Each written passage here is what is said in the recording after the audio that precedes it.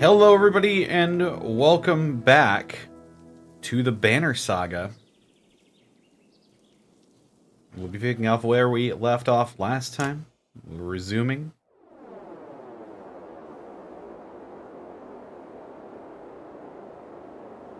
That was a weird sound. But we've got heroes. We've got Gunnulf and Hakan, who are both injured, and we'll be needing some time. But in the meantime, I can offer them promotions.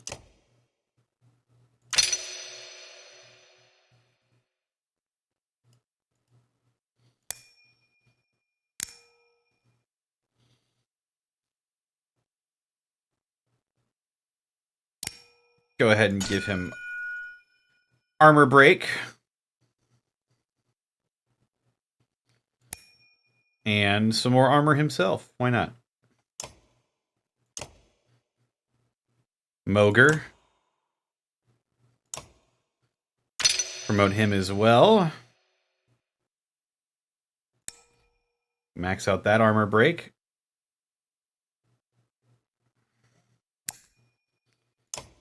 That is as well. There's Gunnulf. Luden. Luden gets promoted as well.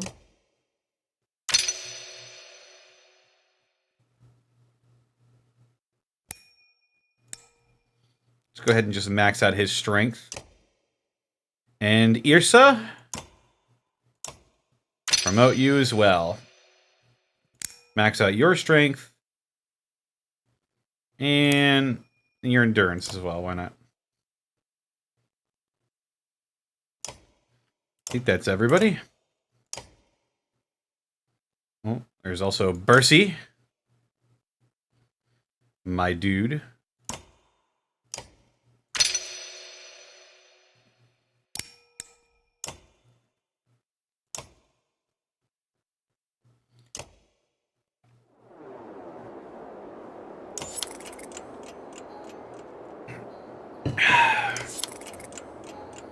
Rest for a couple of days.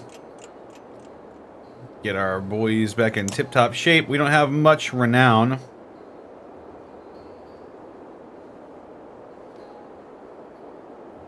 What is this?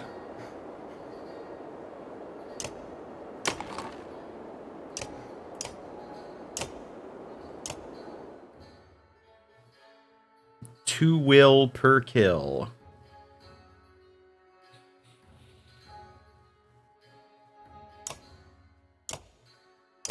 Give that shit to fucking...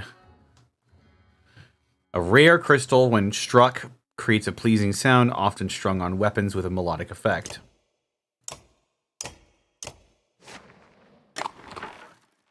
Give it to Luden.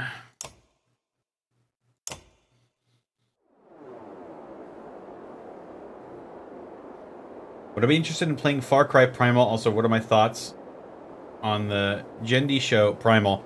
I haven't seen it, and I might play Far Cry Primal, but I don't know.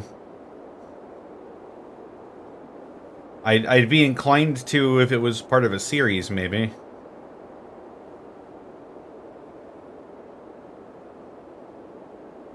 Far Cry gets very weird sometimes. But enough about that. Time to hit the road again. On the road again.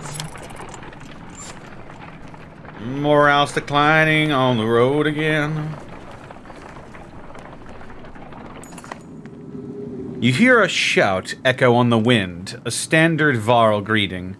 A caravan of Varl are headed your direction, probably a few hundred in total. You meet them halfway.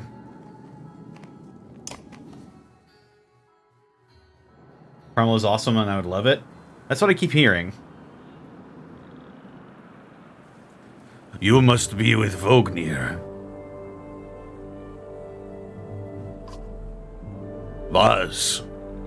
Vognir didn't make it. You're serious?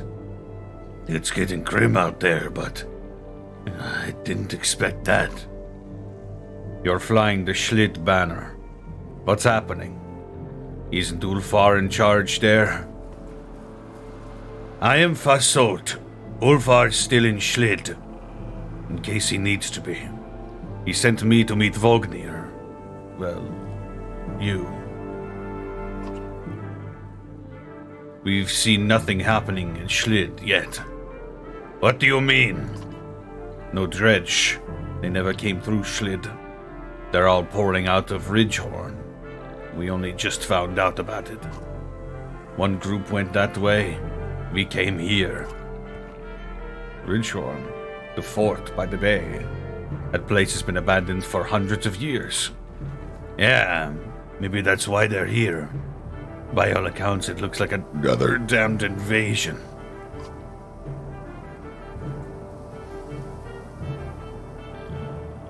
How do I do such a good Nordic accent?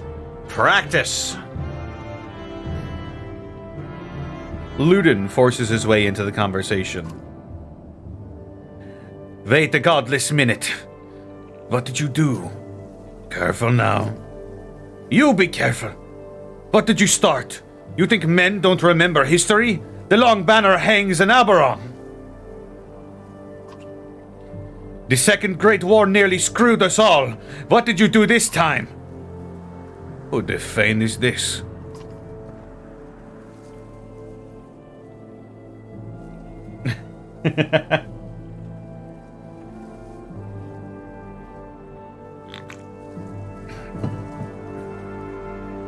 Take him and go to Grofheim. We'll meet you later. Just trying to get him off our hands.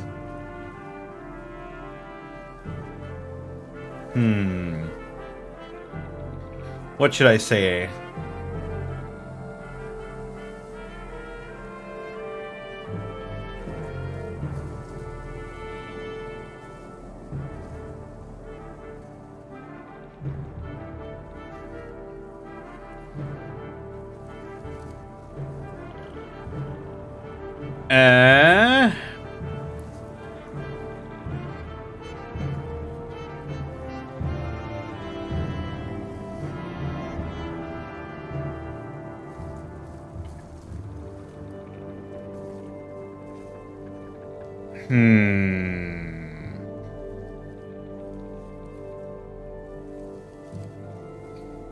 This is speaking to me. Take him and go to Grofheim. We'll meet you later. Are you insane? He just said an army of dredge are pouring out to that fort. Go on to Grofheim then, Prince.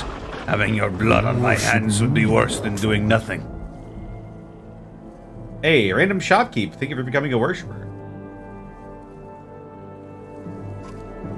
This shuts Ludin up for a moment. You can see the battle raging in his head. He looks desperate for safety, but he didn't expect to flee like a coward. He expected you to come along. He glances at his men. We're already this far. If this is the Varl's doing, I'll know of it, and so will my father. Besides, you need my help, and my fighters. If I go, so do Ursa and Bersi. Ludin's unexpected flip-flop catches you like a swift kick in the shins. Moger can't contain a chuckle. Ha! The prince has courage.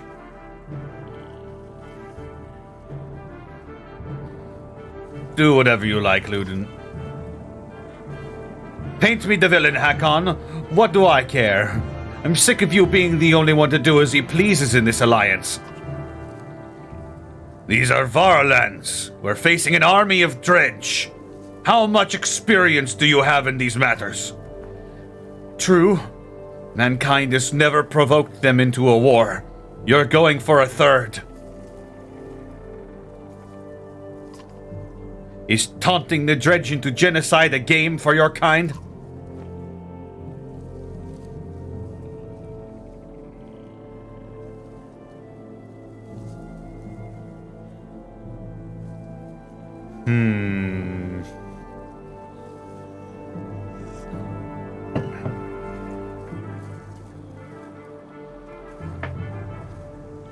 The little lordling's got a point.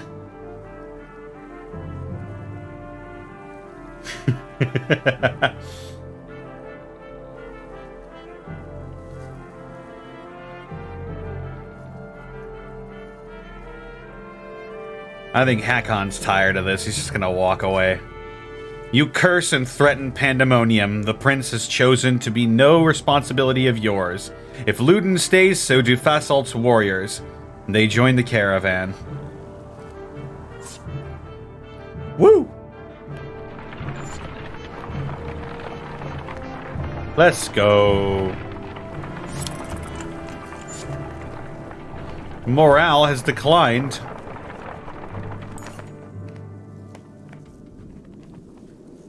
The hike approaching the Godstone is murder. You recall how most Godstones were built on the hills, overlooking other Godstones, so that travelers could follow them and find their way between cities. It does nothing to ease your pains. Dredge! Shouts Mulgar near the front of the caravan. Suddenly, black rocks are whizzing past your heads. What the hell is this? You shout. Mulgar shakes his head. A stone slams into the shield of a nearby Varl, exploding in a flash of light and razor-sharp fragments. Get behind the shield bangers! Shouts Mulgar as you approach for a fight. Dredge line the battlefield, weapons drawn. A fight seems inevitable. You take a quick head count. There must be at least 795 of them. You have 176 fighters and 771 Varl at your side. Even from here, you can see nervous glances amidst the enemy ranks. This looks like a good chance to press your advantage. Formations! You start comparing weaknesses and strengths, taking into account terrain, morale, and the look of your enemy. If you're careful, you should be able to keep your forces balanced. Give the order. You start rallying your forces together, and you gather your allies to you, preparing to enter the fray. Aww, shit. Ooh. I've got room for one more here. We'll take... What is Fasalt? A provoker? I like the sound of that.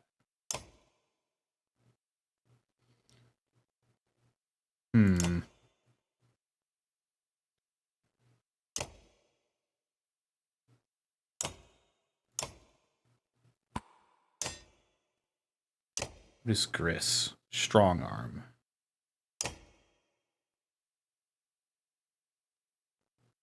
Let's see where this goes.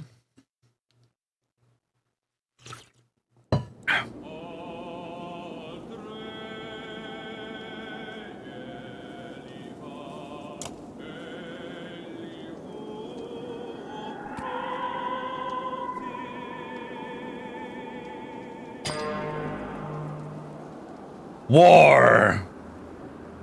War! Yeah.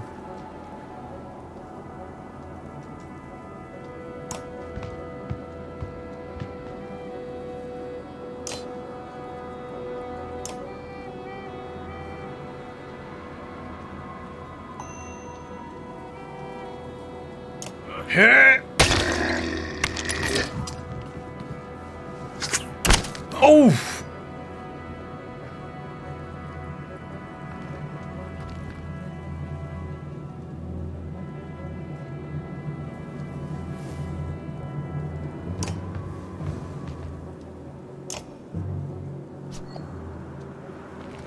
Put you right there. Damn!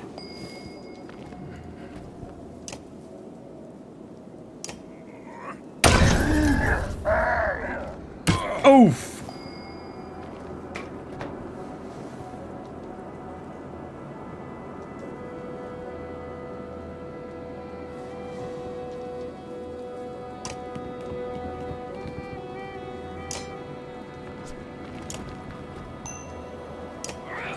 Ooh!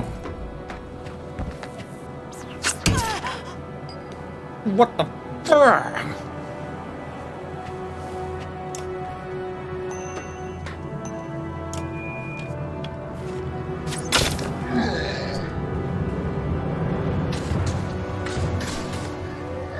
Oh!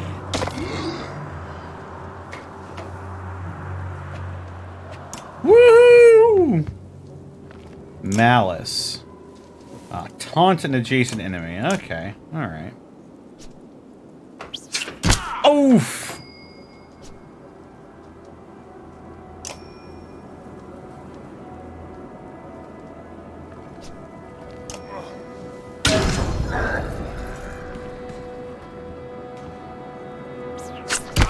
Oh!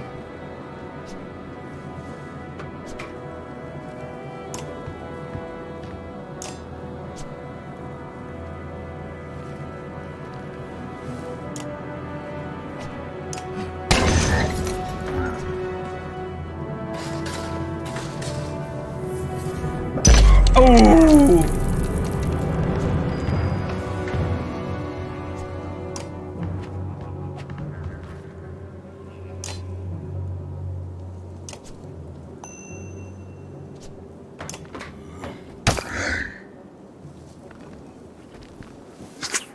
Oh!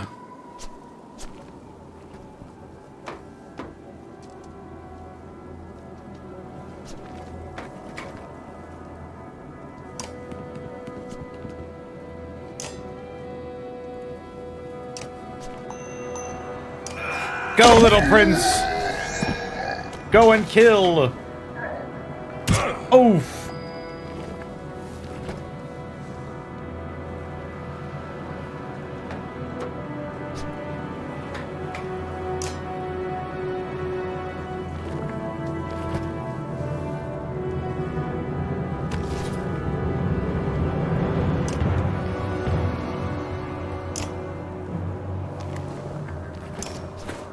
Slag and burn!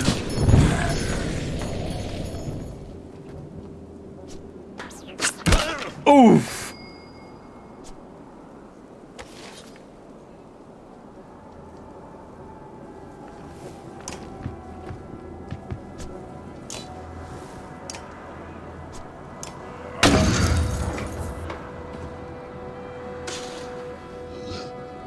Oof!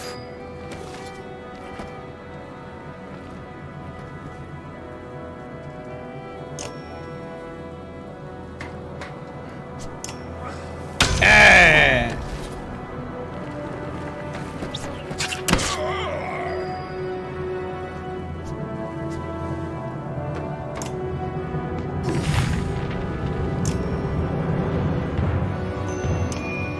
Die! No, don't. Fuck. Damn it, Hakon.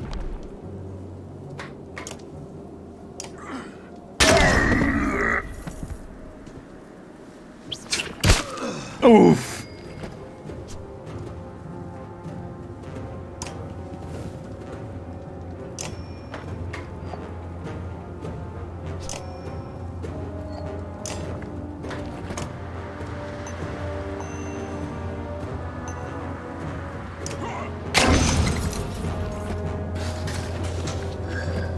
Wow.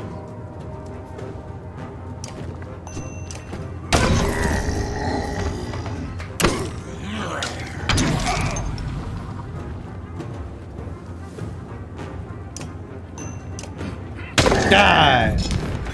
Pillage!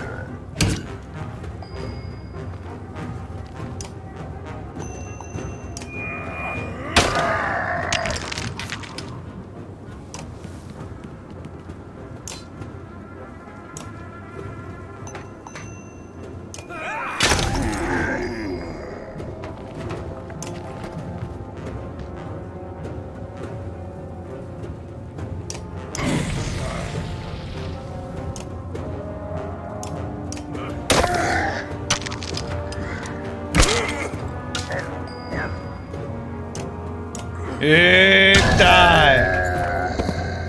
You take a moment to survey the battlefield. The enemy is being pushed back all the way down the line.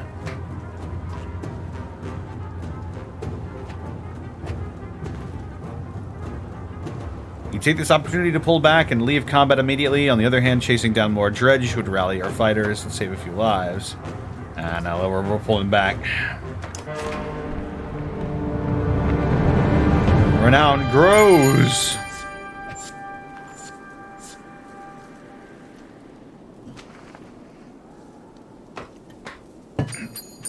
Woo!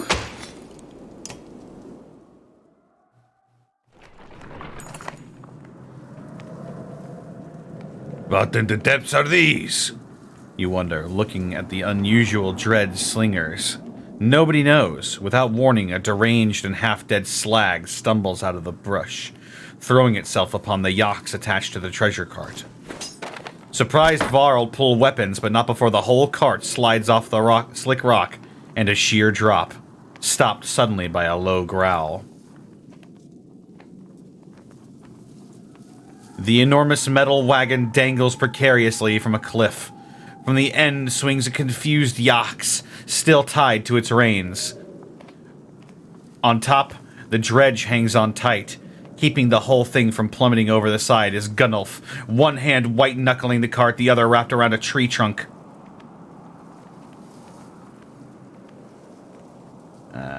I'm gonna try and help Gunnulf haul the cart back up. You grab the cart and pull. You barely make any ground when the tree he's holding into tears from the ground, dragging you with terrifying force towards the edge.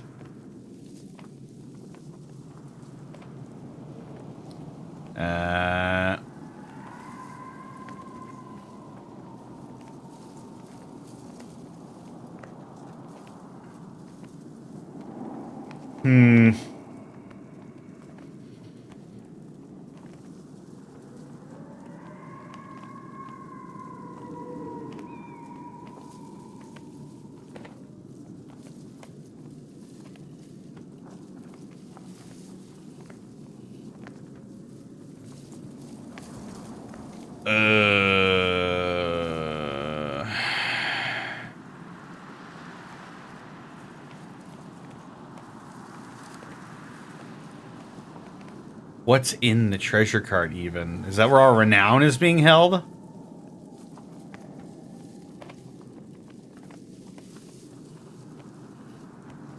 Let go and order Gunnulf to do the same.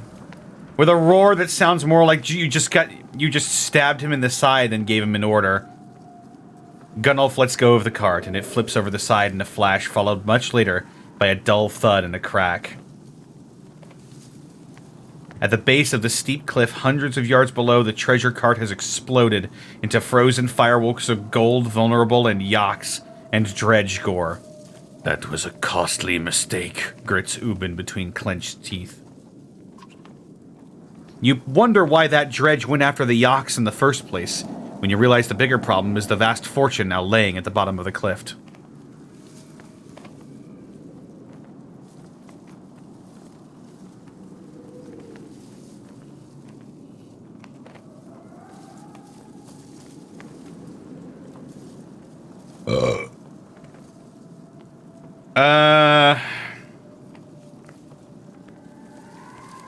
Try to recover what you can quickly.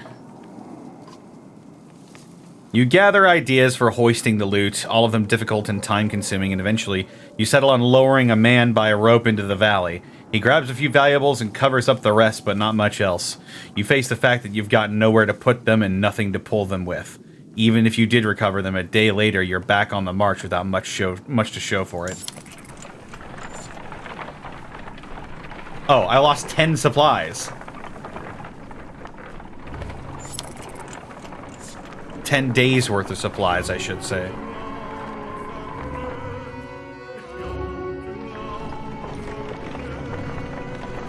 We are Vikings. The caravan stops, Godstone looming overhead for a short rest. The warriors are glad for it, and the stone gives you an ancient sense of being watched over in a comforting way. It didn't help the bodies underneath it, though. The earth at the base of the Godstone is scarred, like a struggle occurred. Merchants, no dredge. Encircling Dengler are a variety of goods, a barrel of mead, who knows how old, loose silver, a statue made of soapstone, offerings to a dead god.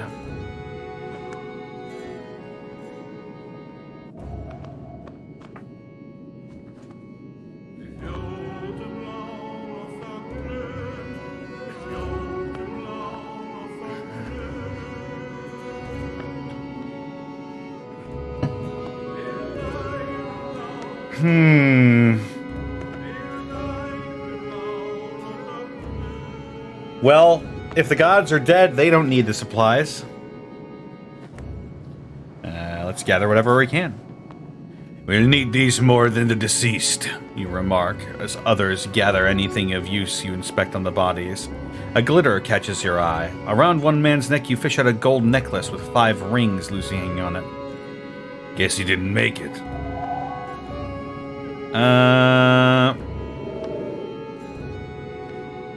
Take the necklace with the intent to return it. You toss the necklace to Moger and tell him to hang on to it. If anyone can be trusted, it's him. Don't know what made them think the Godstone would be safe, Moger grunts. I'm completely exposed up here. If we're going to rest, I think we ought to do it a little further away. Examine the Godstone. Dengler is always one of the favorites amongst men, god of good fortune. They believed he brought luck, wealth, or whatever else you wish you had, but couldn't get on your own. The word fortune has a lot of meanings. Eventually you move on.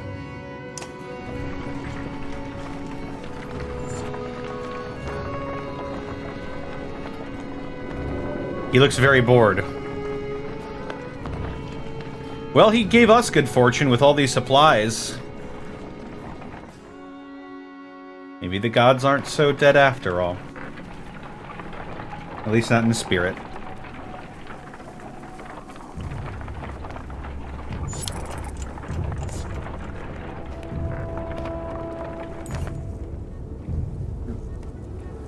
In the distance, you see smoke rising from the trees.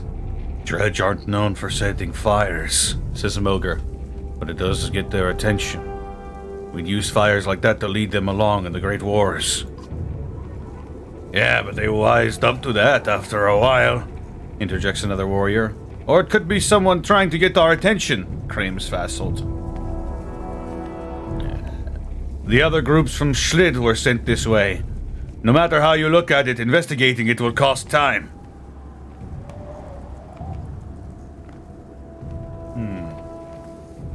Send some Varl to take a look. Moger, send a few warriors to look, you say. They disappear up over the hill, and you keep a steady pace while you wait for them to return.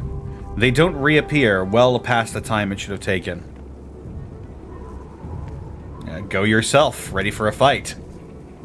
You take Moger and a dozen warriors with you, and you shuffle past dozens of dead slag and Varl before the opening clears up. Hundreds of Varl sit near the fire, including those you sent to investigate. One puffs on a pipe. Hakon, he greets you. Your warriors said you wouldn't leave them. He explains they had come from Schlid and were surrounded, then lit a fire when they spotted you. Sorry you had to miss the fight, he grins. His warriors join your caravan.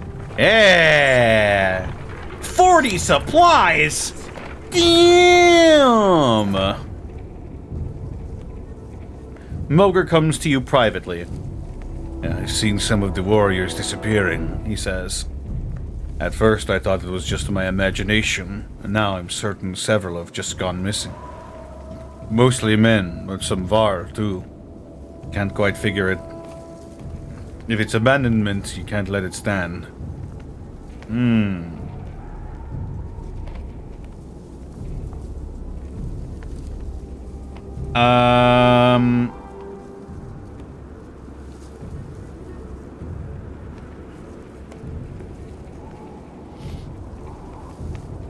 I'll have Moger question the ones who have returned.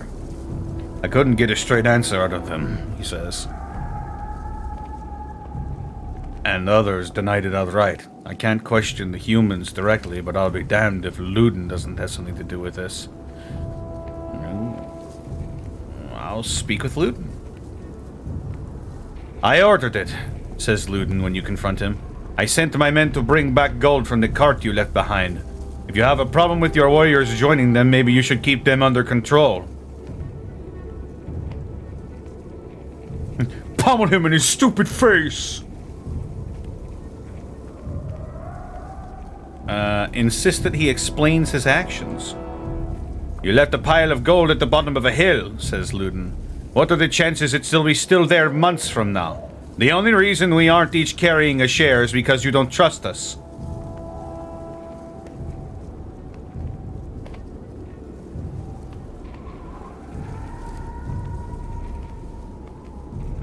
Well, I'm gonna demand you turn it over. No, he says unflinchingly, and Moger pulls to your side. He has no claim to the gold, but he takes no orders from us either. Like it or not, he's an equal. They'll repay us when this is over, and you'll look better for it. Luton folds his arms. Alright, I'll back down. You leave no doubt in Luden's mind that another stunt like this won't end peacefully. He shrugs indifferently.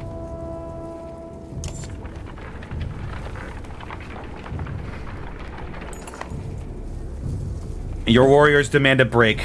You halt the caravan with a sigh, but in all honesty, you're starting to feel the altitude and weariness yourself. Moger leans on a fallen tree, fiddling with a crust of bread. Getting colder, he says, staring into the distance.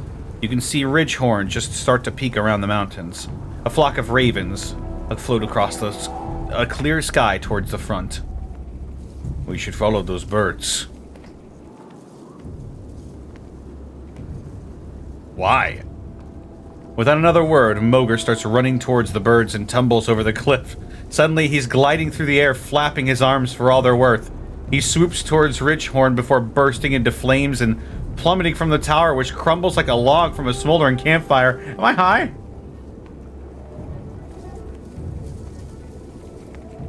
What just happened? Am I hallucinating?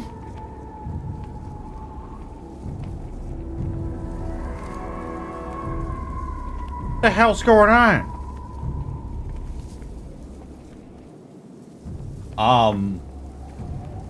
You ate moldy bread? Oh, fuck.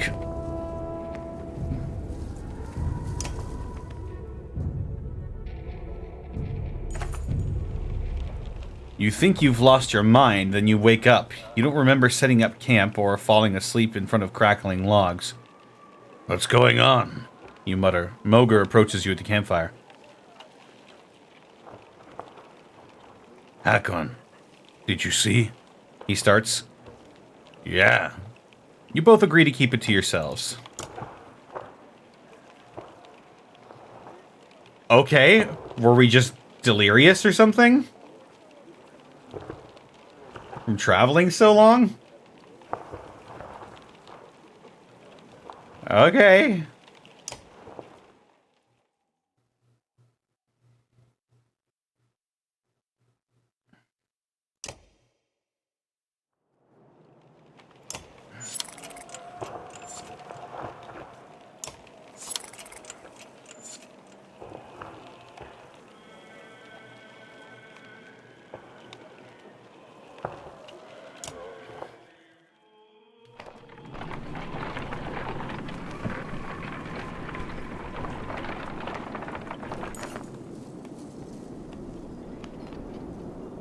Getting oxygen deprived can make you delirious? Yeah, but it can't make you hallucinate. I'm sure you've seen them, Moger says. But we're being followed. Dredge have been on our asses since we left the Godstone. Lots of them. I'm sure there's plenty in front of us too, but we're just halfway out from thick woods. We might lose them there.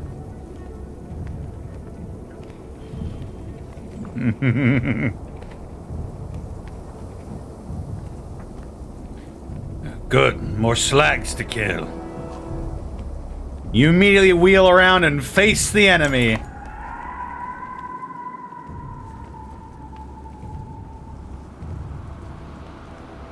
Dredge line the battlefield, weapons drawn.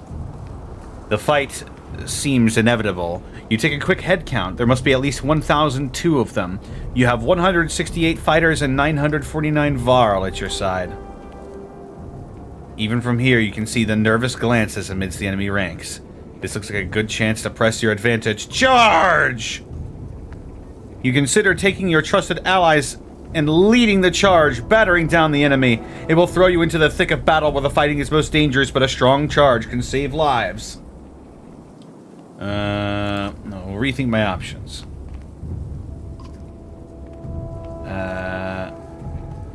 oversee. Looking across the battlefield, you wonder if a tactical approach would be best. If you keep your weapons sheathed, you'll be able to take in the fight from afar and give orders with a clear head. You can never tell how exactly it's going to turn out, though.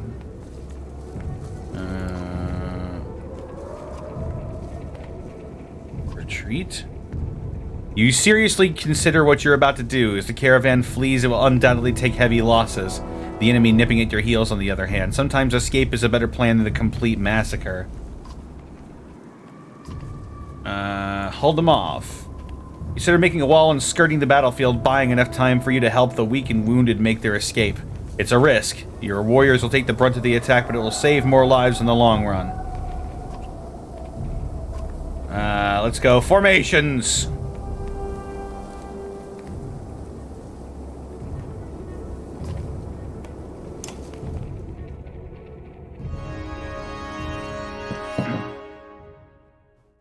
Oh.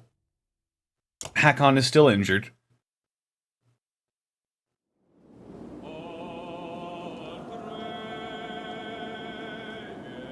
Andre the Giant.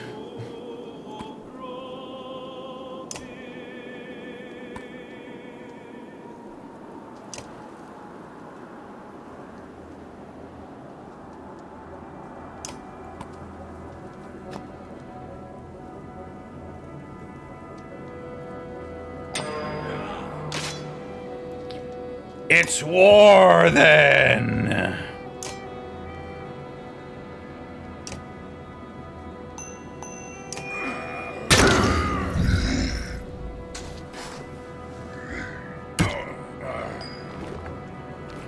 It's really dingus my Durgan.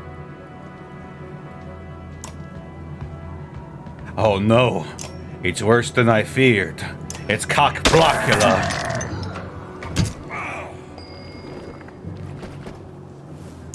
Oh!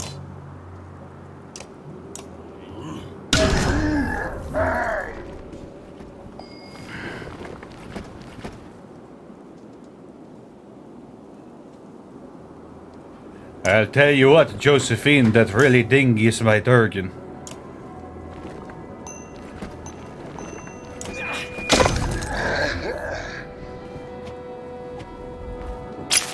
What?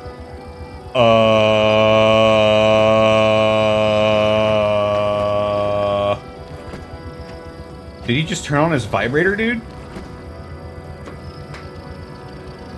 Bruh.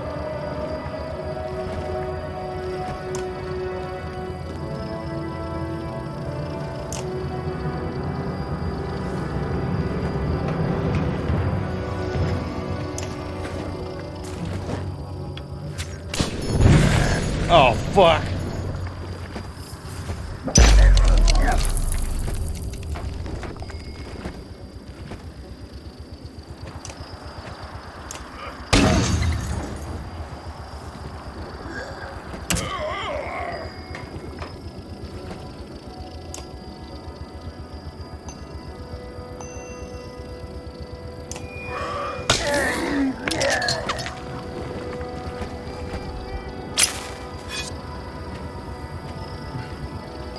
Oh god, they both got their wiggly blades! Bro, turn off your vibrators, that's cringe! Bruh! Oof!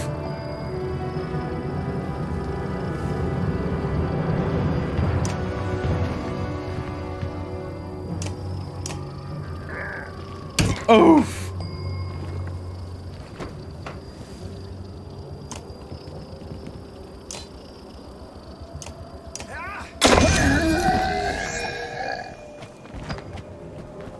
I'm not sure what that did, but they've stopped.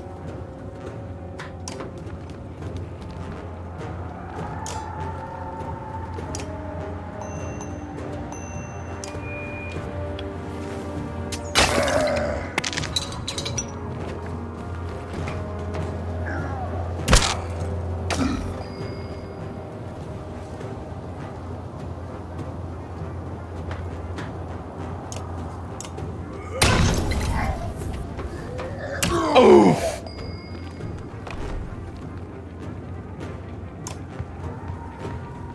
They always go for Hakon first.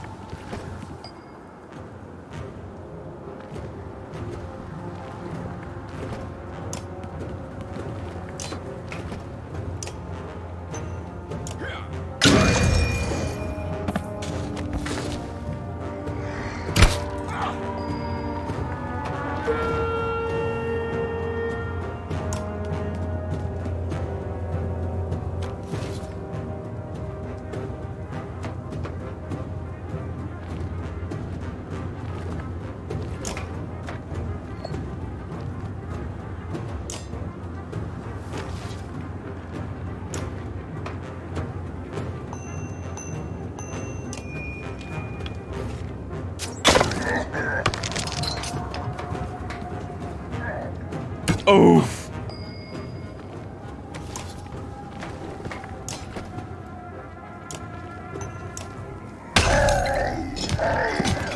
Pillage.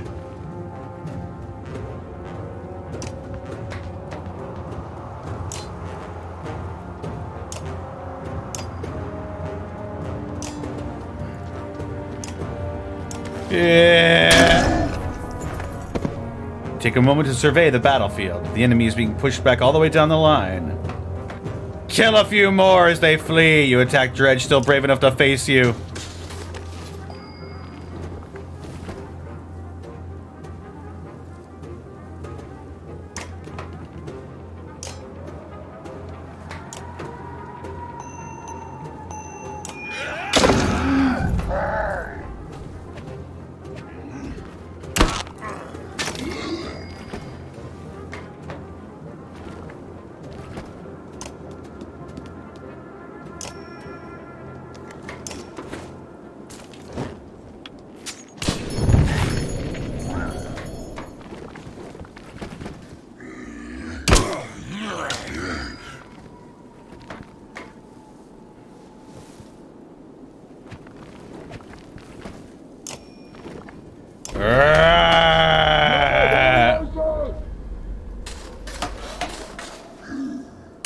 Oh!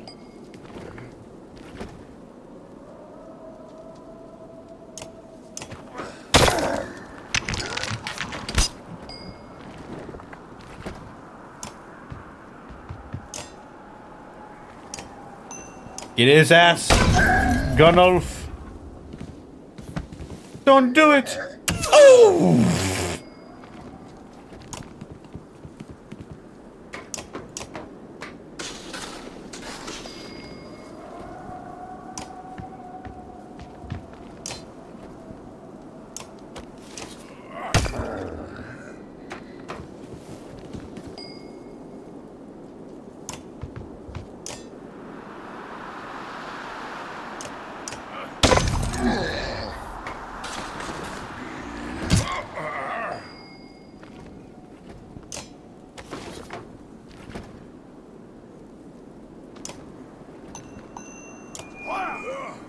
Ooh.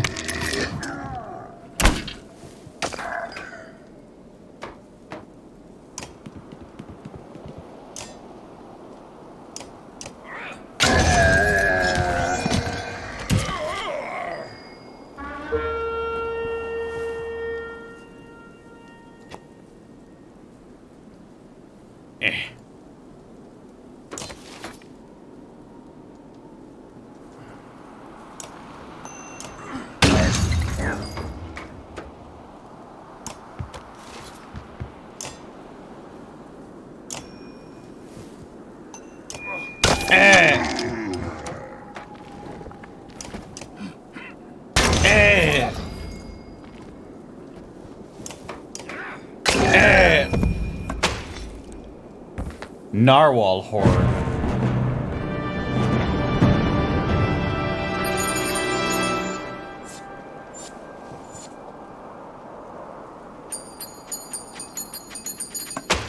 Woo!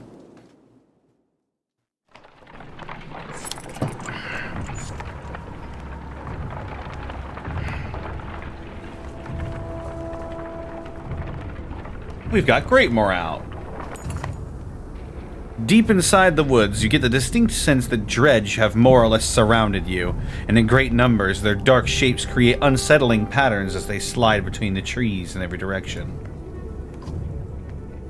At least it's not as bad as it could have been if you hadn't taken out a good portion of them already, you think to yourself. You call Morgul around. We're going to wait them out. You soon regret the decision. Guards report more dredge piling up on the woods border by the hour, and everyone bemoans the dark and claustrophobic surroundings. It's time to make a call. Yrsa appears unexpectedly. "What if," she says, patting her arrows knowingly, "you could set a part of the woods on fire to draw their attention while you escape, or try to draw them into a trap?" Was this your idea, you ask? She shrugs innocently. Consider your options.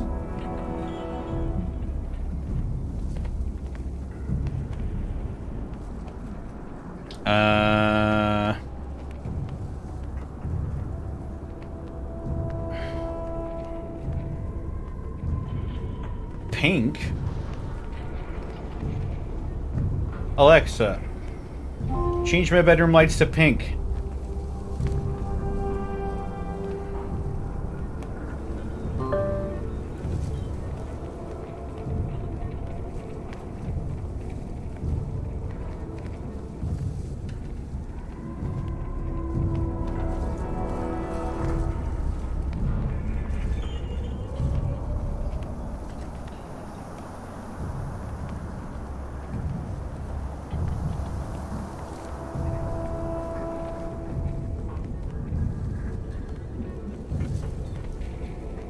Oh God.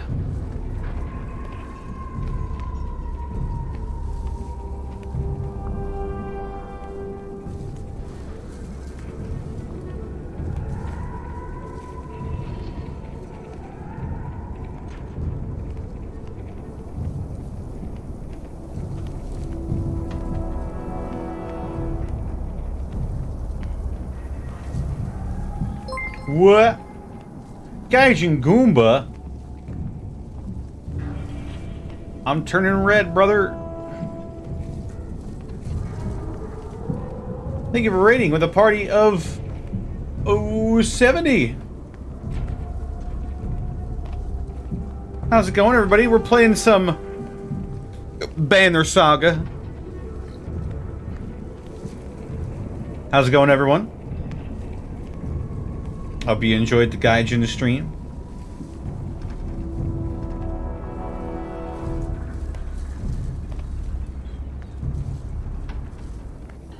We're luring some dredge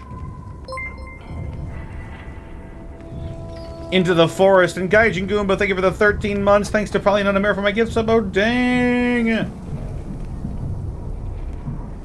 We're gonna lure them into the woods and set them on fire.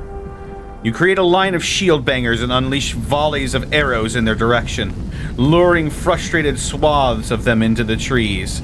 As you command, Yrsa flings flaming arrows into key locations.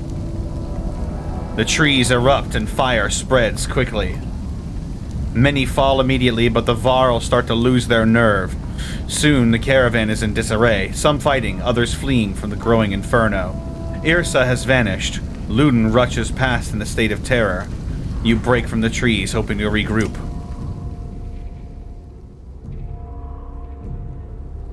Where is Yrsa? Behind you, Varl are following your lead, though not many as you had hoped. The dredge, distracted by the fire, have thankfully not yet noticed your escape.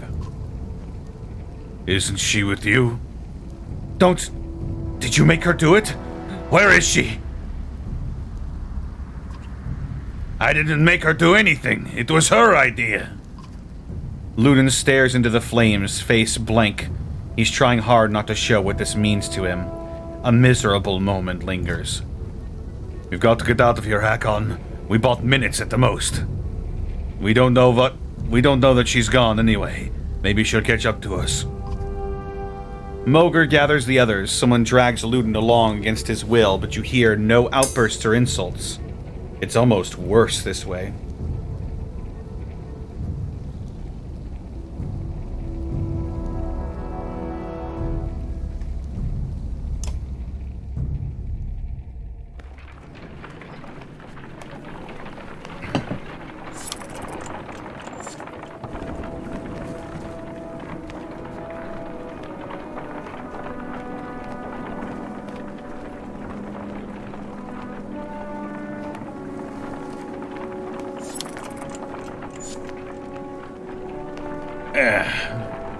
Oh, we're going over the cliff. The cliffs of Dover.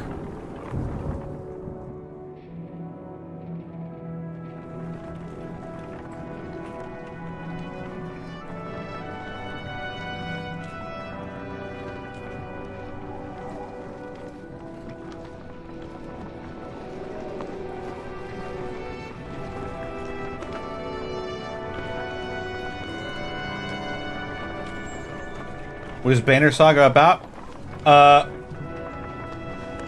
It's about Vikings and war.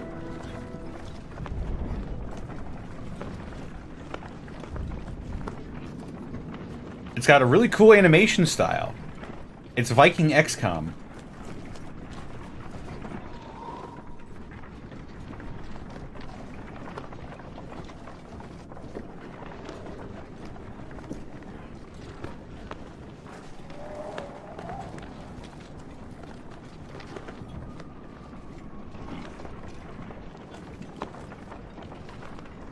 Here we go, we're marching in.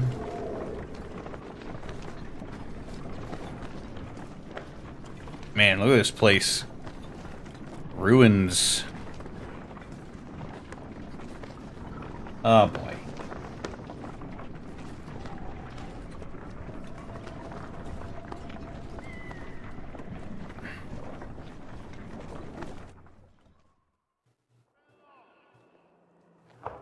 What is this mess about? Looks like a full-scale battle happened here. And recently. But only dredge bodies remain. Maybe we'll see something from the tower. Have Varro search the buildings and make sure there's no dredge waiting to spring on us. On it. And don't set up camp or make a fire. We'll take a look, then get out of here before anything else goes wrong. You mean more wrong.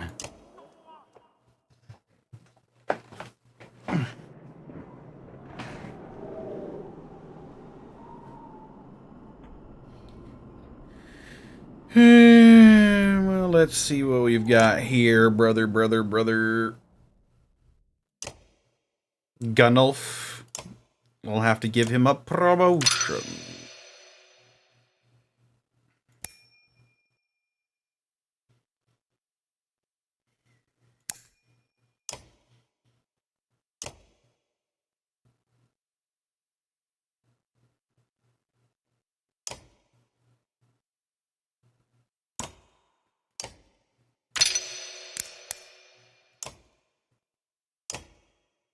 What is this? Narwhal horn. Ooh, +1 break.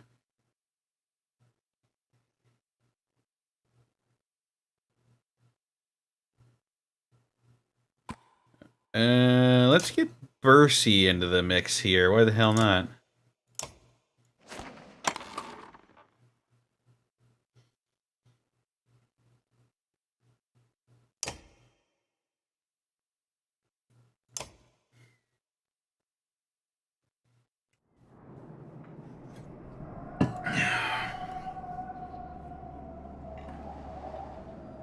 What's happening up the tower?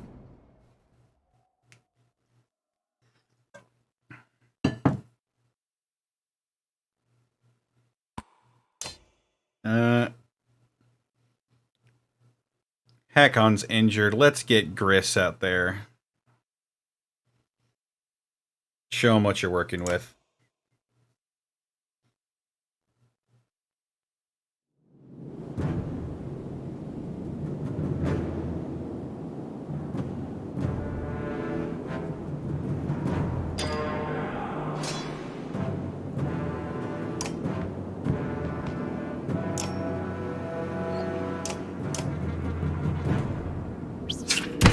They're flinging slings. They're slinging flings.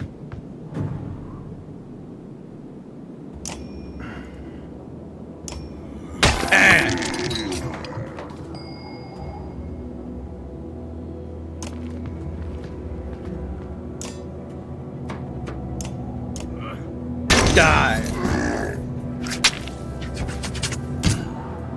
Oof. Ludin, you go this way.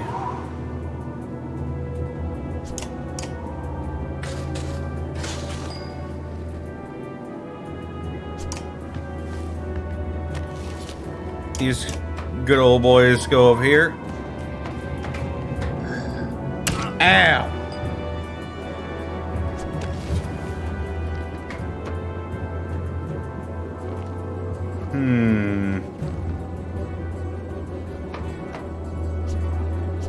Actually, I might as well get my shit accomplished while I can.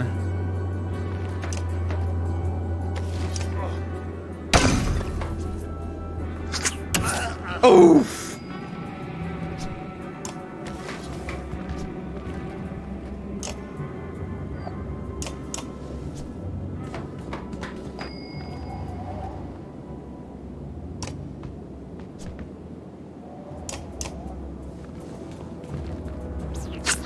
Oof!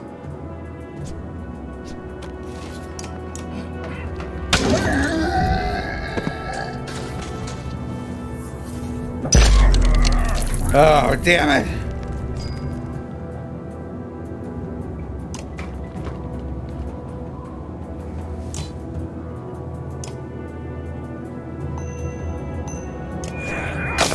Break his motherfucking armor. Stop it!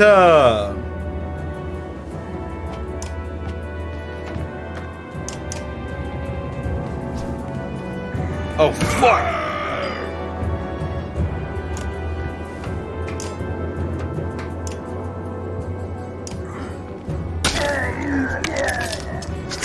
Stop it!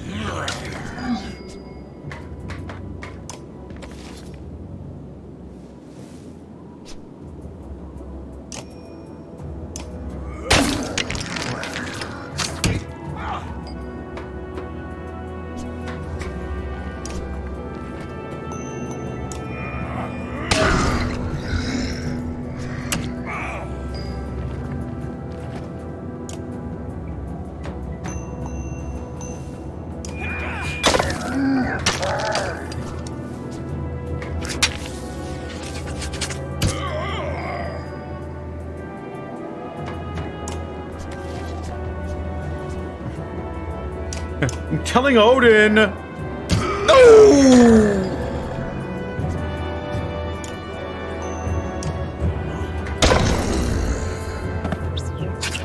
No!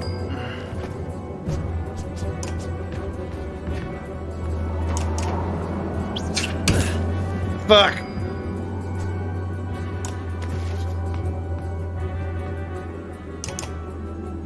Oh no.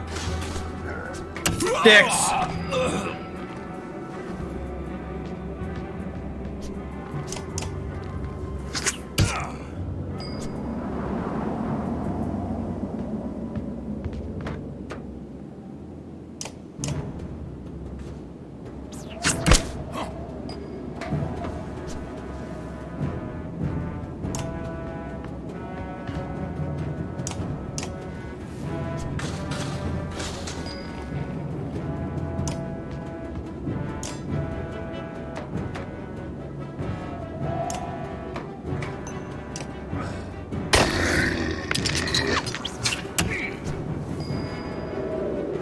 God damn.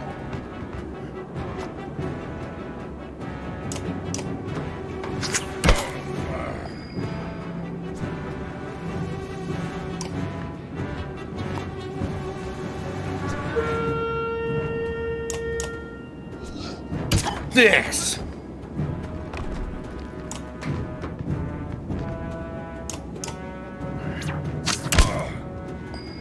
This shit sucks. Oh, God.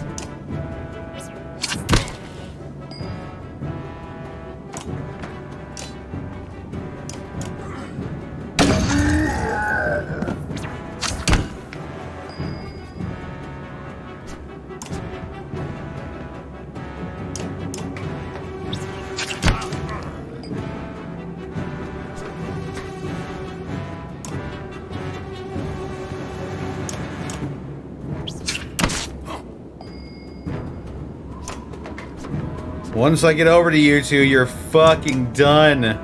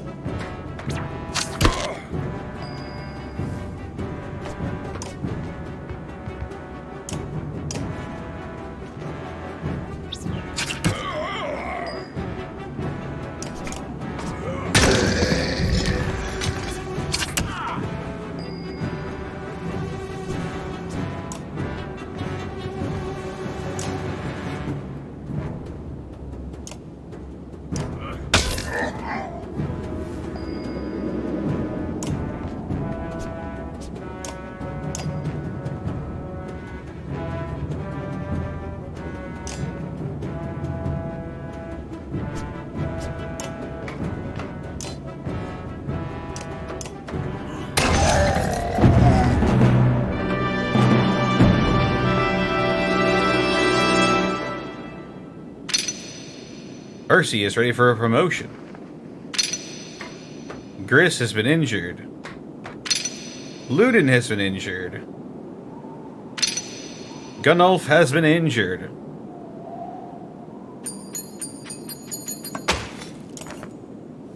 You lean on a crumpled wall, watching endless waves of dredge marching below. Satisfied, Hakon? Moger asks. The vast number of dredge remind you of the Great Wars. I've seen enough, you reply. Let's get out of here. Moger stands over the bodies of a man and a woman.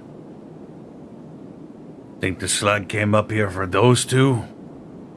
Asks Moger, waving his bloodied weapon in their direction. Any idea who they are? The man is dressed in light clothes, unfit for travel in the north. The woman wears an ornate but simple robe shawl. No, but something wrong about this. Says Moger. He pauses, then puts his ear to the man's chest. This one's still alive, he says. The girl is not. The clang of metal reaches you from the courtyard below, muffled by the thick snow. You curse. Quick, back down. Leave the live one. You skip stairs as you descend, shouting orders to the Varl below. Dredge line the battlefield, weapons drawn. A fight seems inevitable. You take a quick head count. There must be at least 866 of them. You have 154 fighters and 879 Varl at your side. Hold them off. Get those shields up. Your forces are already wading into the fray as you assemble your allies and stay close to the caravan ready to defend it. Enemies are starting to slip past the line and approach. Look at all of these injured boys.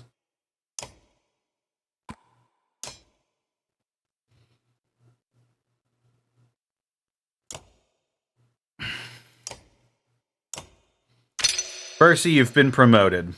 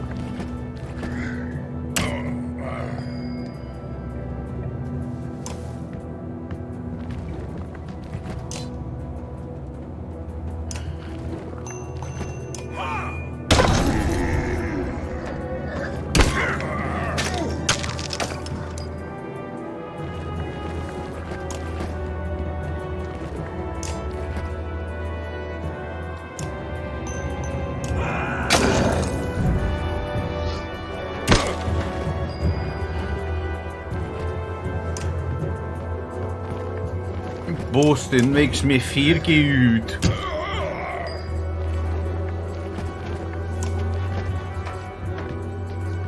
They're all trying to fight Hakon again. God damn it.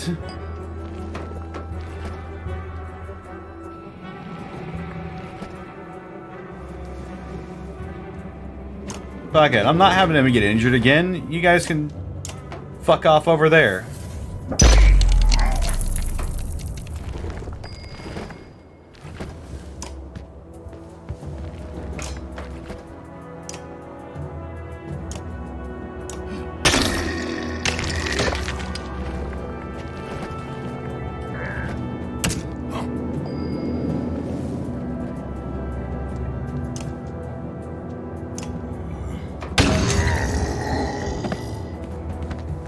Of course.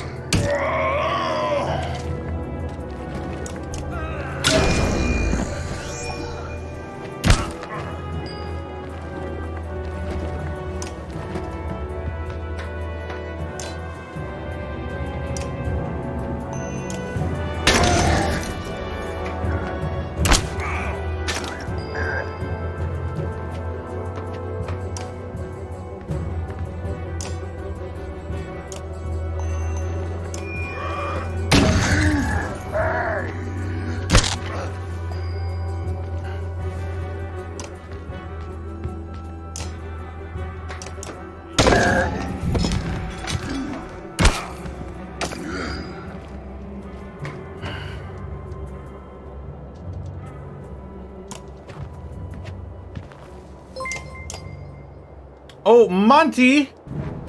Bane! Rest in peace, Bane. I can't believe it. The best spell in Dungeons and Dragons is dead. I hardly knew him. Monty! Thank you so much for the raid. We're playing funny Viking game.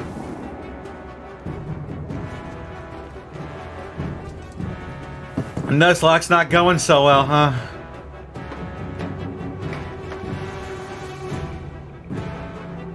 Ride-on? Aw, man. I love ride-ons.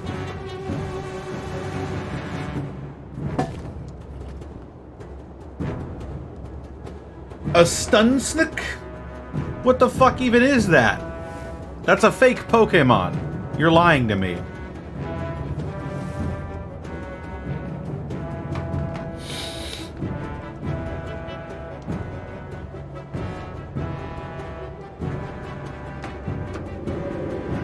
Oh, a Skuntank. Now that sounds like a Pokemon.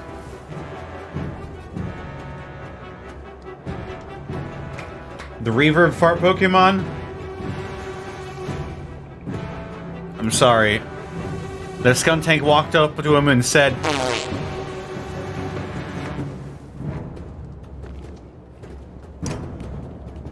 Let's get this battle fucking over with! You take a moment to survey the battlefield. The enemy is being pushed back all the way down the line. I don't give a fuck.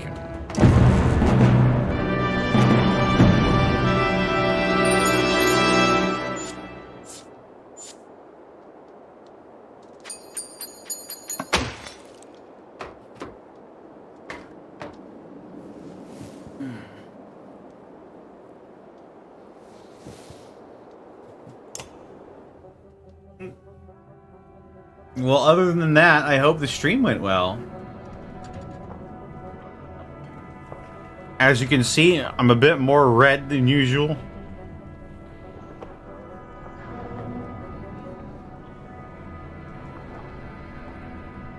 That's because someone redeemed pink lights.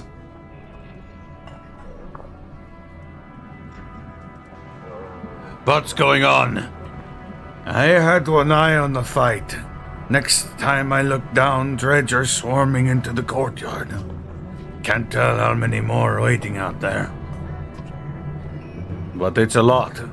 If we're getting back across the bridge, it'll be a fight. Any options? Not really. Unless you want to wade into a valley where we're going to have to leave the same way we came in. Hakon, think you should take a look at this. Nearby, the man had been bundled and laid near a short wall protected from the wind. I think this man is a mender. That raises more questions than it answers. What of it? The Spellweavers and Ridgehorn? Why? Maybe they knew something about what's happening. If he's going to tell us anything, we need to get him out of here alive.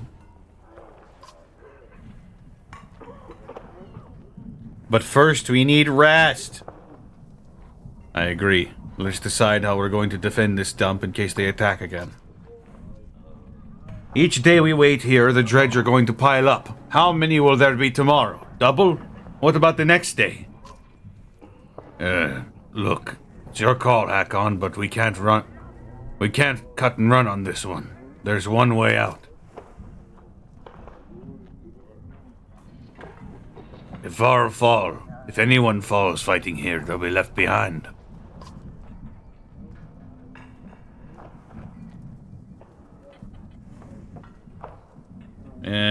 We wait for now. Let's make this place defensible. All right, I'll spread the word and meet you back here soon.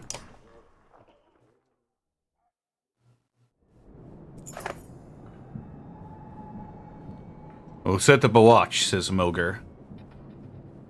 Who knows what the dredge will do in the meantime. Might try to starve us out or wear us down.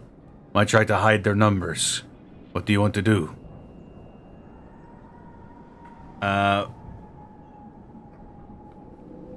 Focus on getting everybody arrested and ready. Will do, he says. When you're ready to leave, give the word. Until then, I'll see to it that everybody is in fighting condition before we make our escape. And we're gonna see how many days of rest we're gonna need. 3.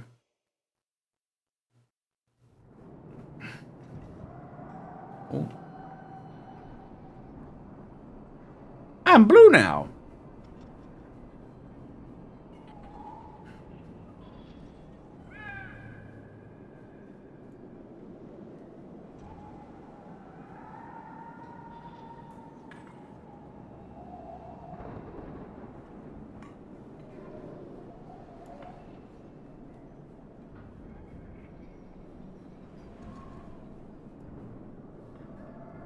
There we go.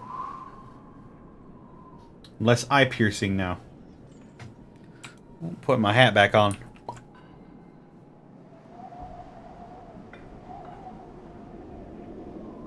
Alright, 3 days of rest.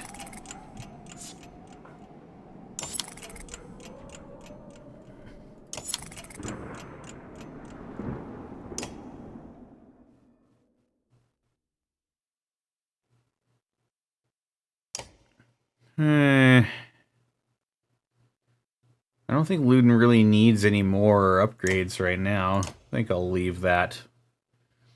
It's gonna take all of our fucking renown to get him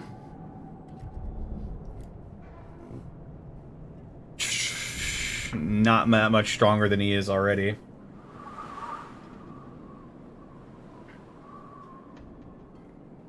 Alright, we'll leave. We're ready. What's our approach?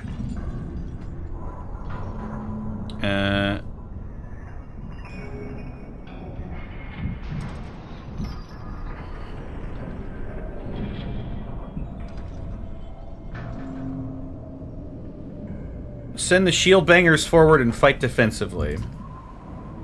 A line of shield bangers, we might be able to force their way over the narrow pass and put us in a much better position. Could be a safe option if it depends on how exactly how many are out there. Well, I'm gonna go pee real quick, and then we'll get back into it.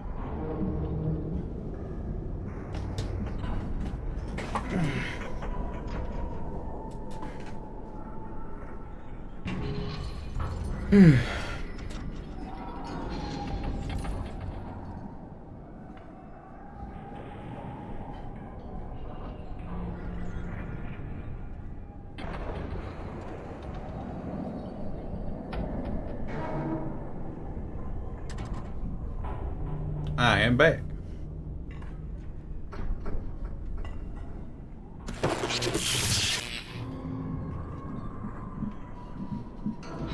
Alright, we're doing this. Your shield bangers gather at the front of the group and push forward through the bashing maces and exploding shrapnel. With few casualties, the caravan has crossed the land bridge. Now it just remains to fight your way out. As Mogre predicted, they surround you from every direction, and you start cracking heads as soon as the shields give way to the crush of enemies pushing past.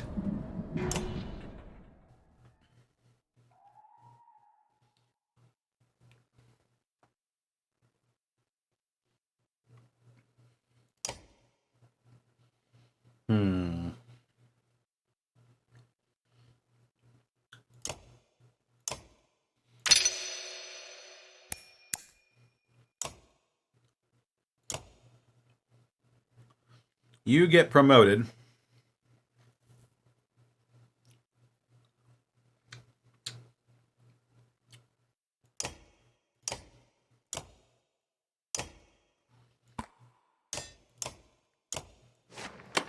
And you're coming along.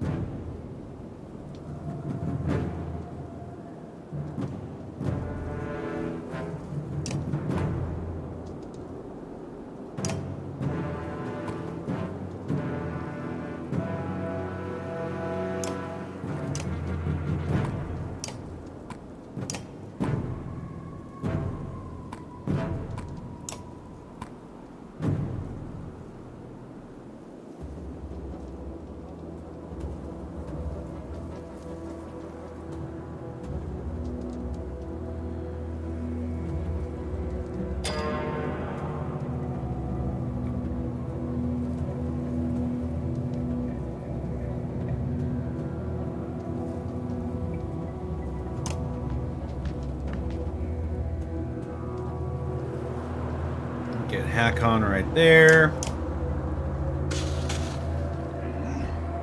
Ow.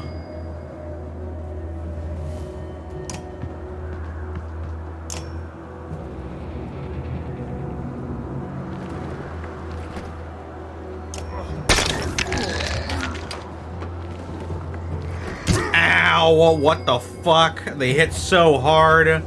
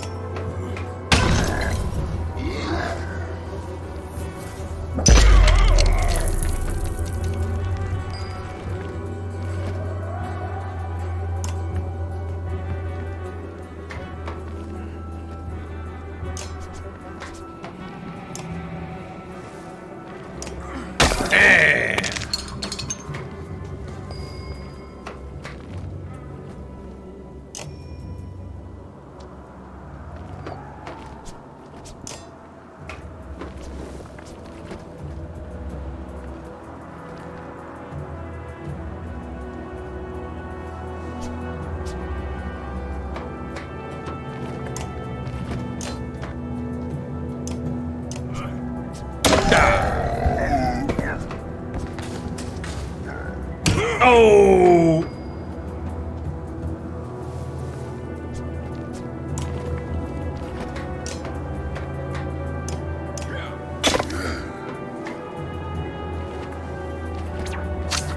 Oh!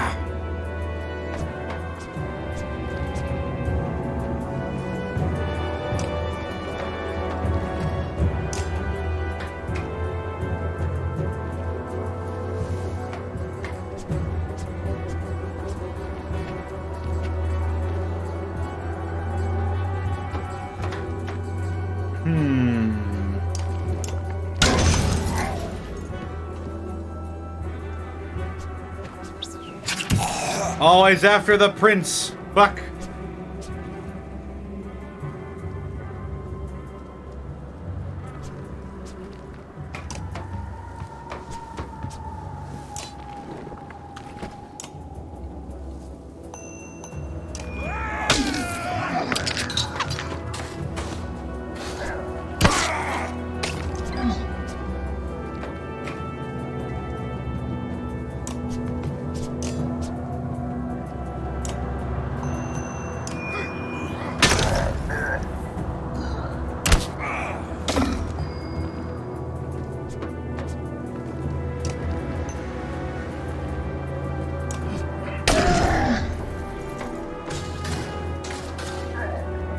Oof. Fuck.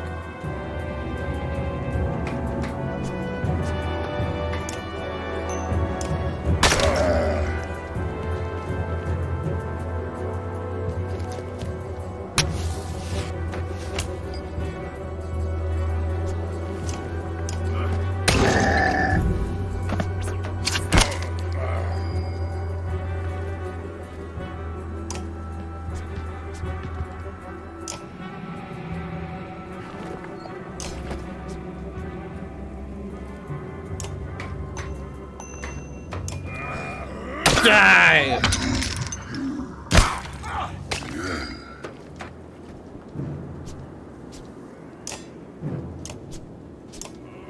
Die! Oof!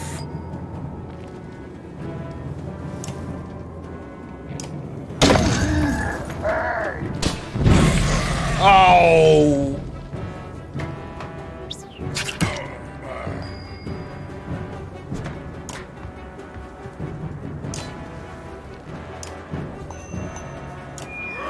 Die! Fuck!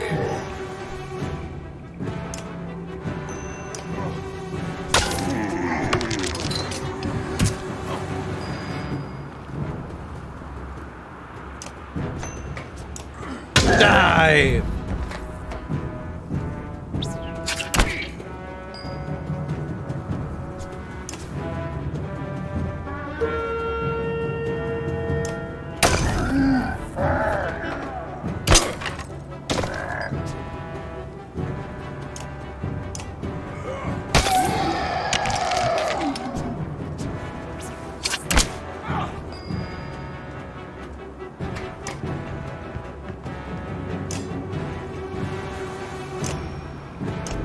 Fuck you!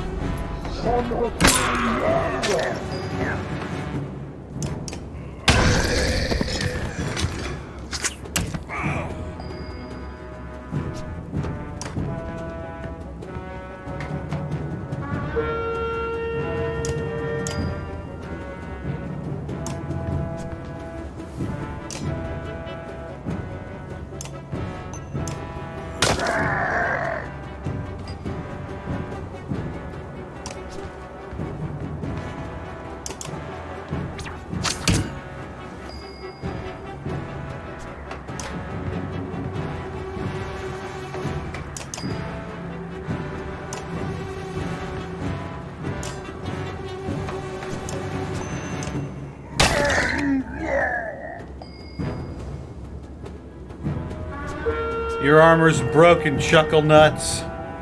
Now it's time to die.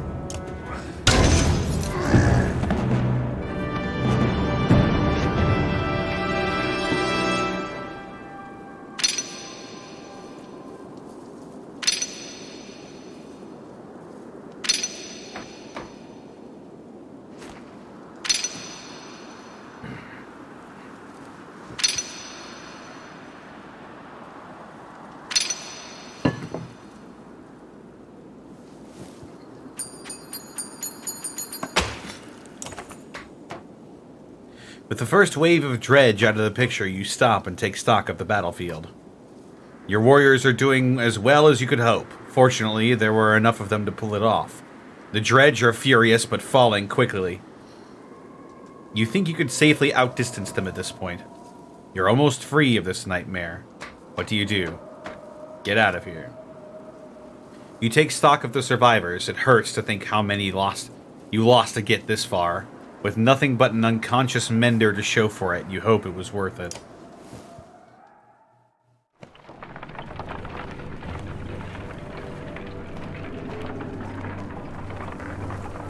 And we're moving away.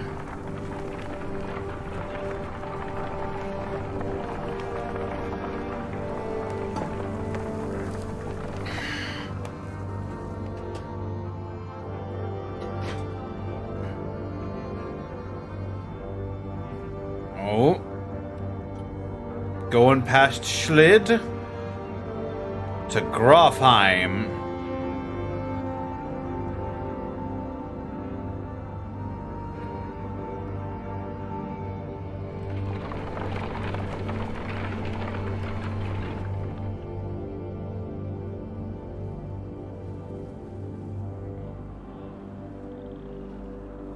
Agon, join me a moment.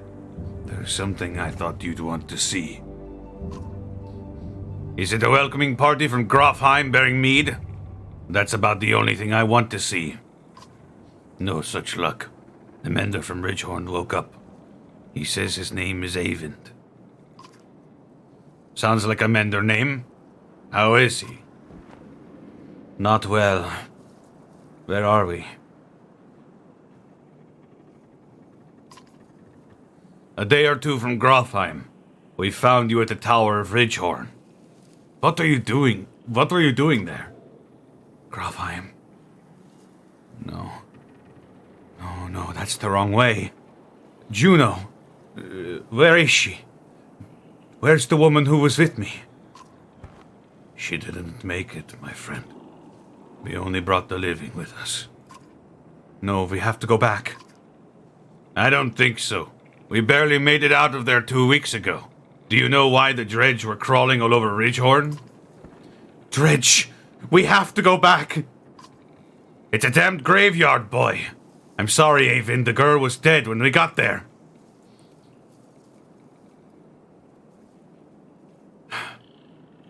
What we have to do is tell Jorandor what's happening and prepare for a bloody war.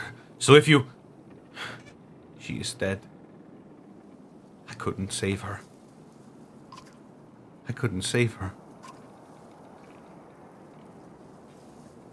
Eyvind suddenly looks spent. He slips to the ground and you motion for some Varl to help him to the cart. Not what I'd hoped to hear. Not sure what I was hoping. Come on, Ubin. Sooner we get to Grofheim, the better.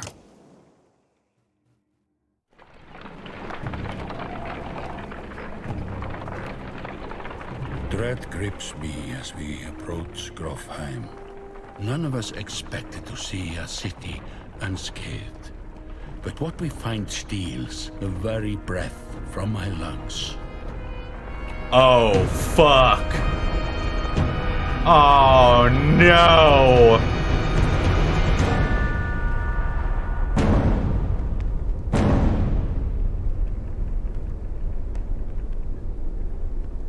Grofheim's burning. Chapter 4. Lest they not come home. Uh-oh, and now we're panning away.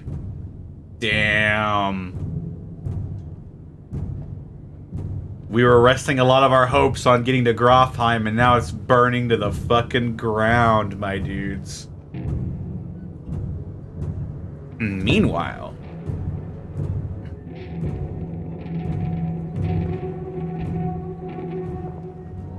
What did I tell you, Rook? The man has a crazed look about him. He stands, axe pointed in your direction on the other side of a dozen men. Ekel, you son of a bitch! Remember what I said? Think carefully about what you want. This is what you get. Ekhil walks away, leaving you to deal with his thugs. Don't worry, guys. We've got Hogan and Mogan with us.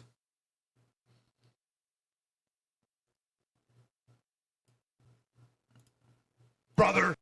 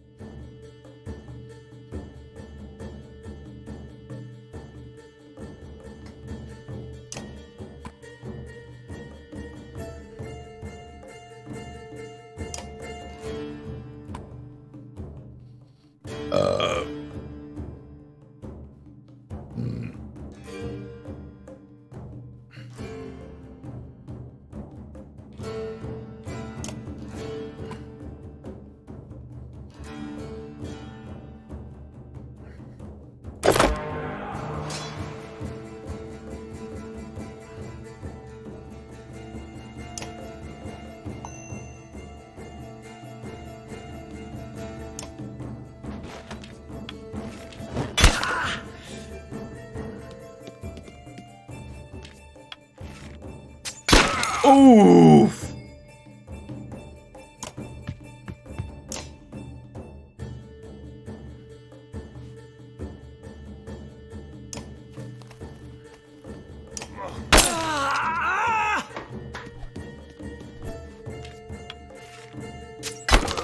Oh!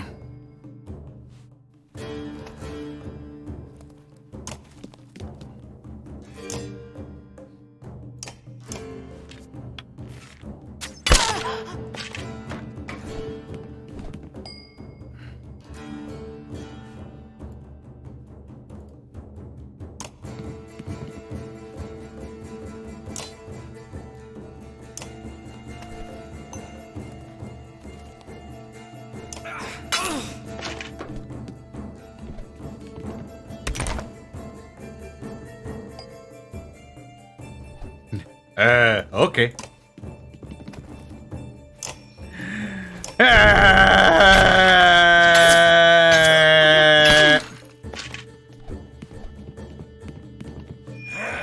Oh!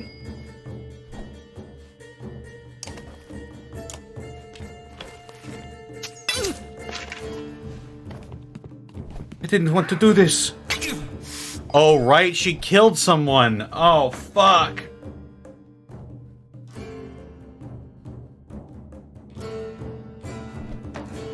She didn't want to kill anybody.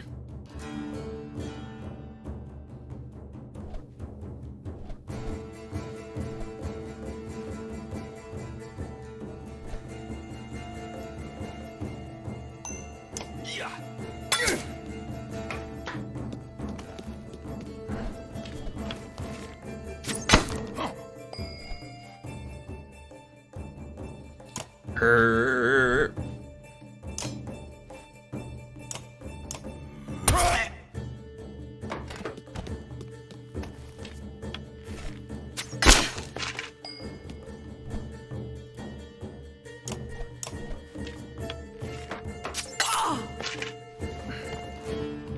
Archers!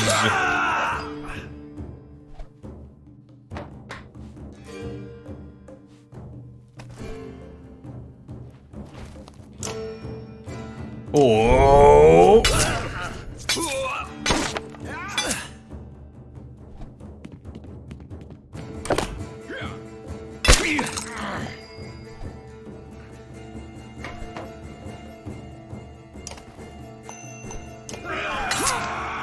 Hell, take your eyes!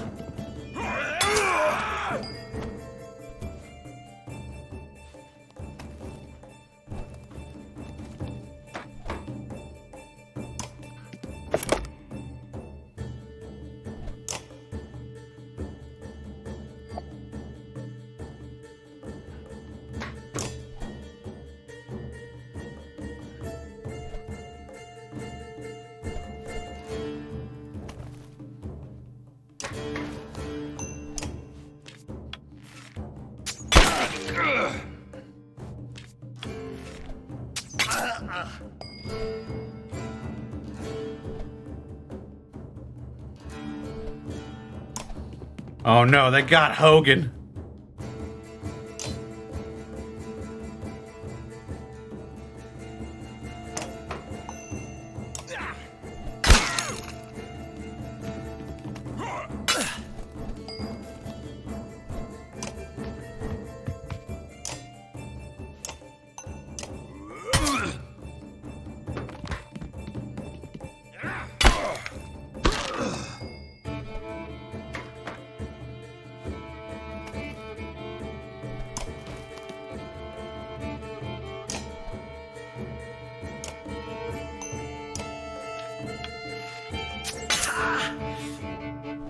The Hulkster's down, brother.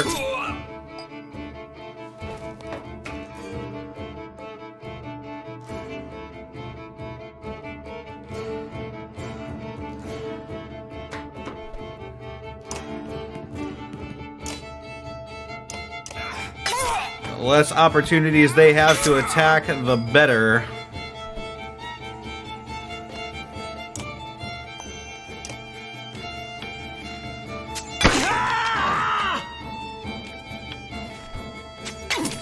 No!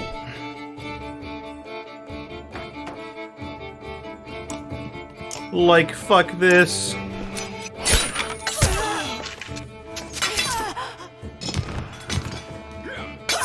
Oh!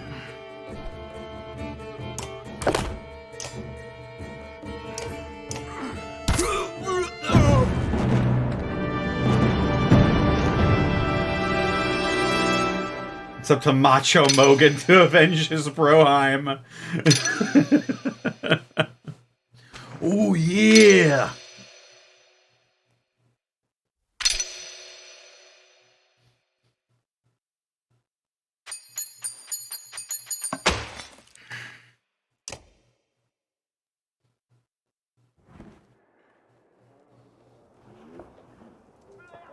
Hate to admit it, Rook, but you're right. We can't stay here. If we're not murdered in our sleep, it's only a matter of time before the Dredge find their way in. There's nobody defending these walls. You spot Alette looking at one of the thugs. She cocks her head to the side. Dad? I think he's still alive. Ivor lifts him to his feet by his tunic. He groans from the pain. This guy again. Why did Ekel try to kill us? Why did Ekel try to kill us? He's a damned lunatic. Figure that yet?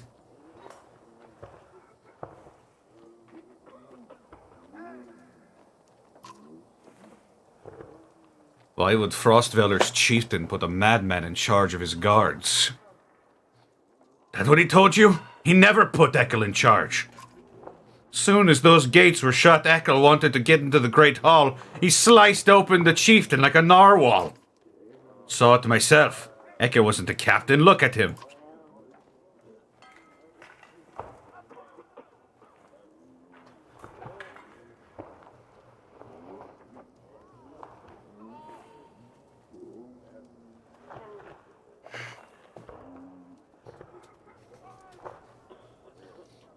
Yeah.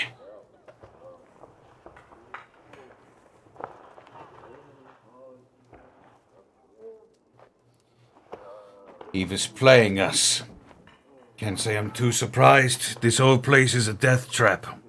Where can we go? By now, the Dredge have already flooded the south, I'm sure. Wormtoe's the only thing that makes sense. Across the wastes, I might know someone there who can help us. And the Dredge probably won't follow us out into the over the wastes. They didn't in the Great Wars. Because it's a death sentence, food's already running low. I know where Ekel keeps his supplies. I'll tell you. If you take me with you.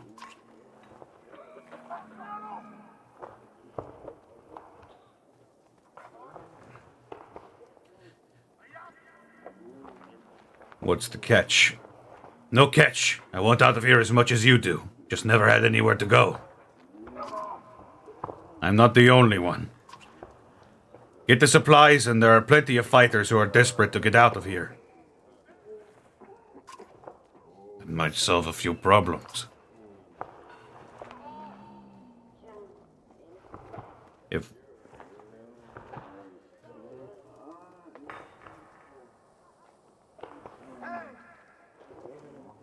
Maybe no threats in front of the daughter. It's worth the risk. If nothing else, Echo's going to feel it when his food suddenly vanishes. What's your name? Onuf. Why do you... I just wanted to know whose face I'm going to break if things go wrong.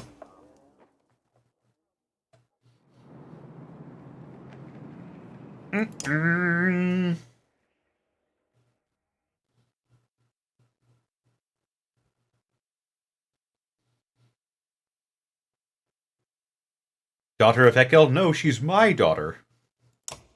Oh, it's Mogan, brother. Ooh, yeah, Macho Mogan. Always put points into the shield break stat.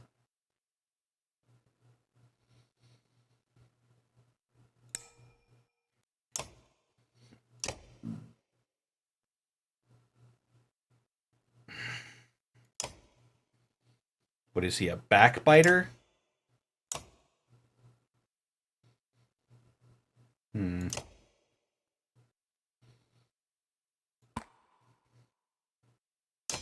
We'll put Hogan on the sidelines.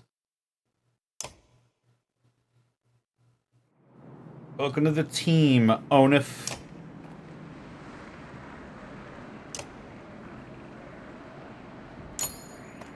Alright. Tistleberry.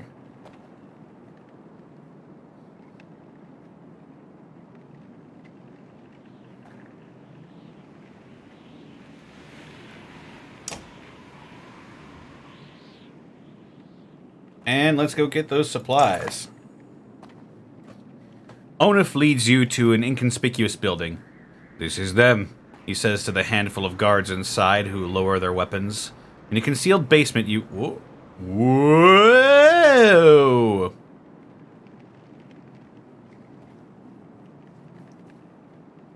It's Macho Mania until Hogan is healed.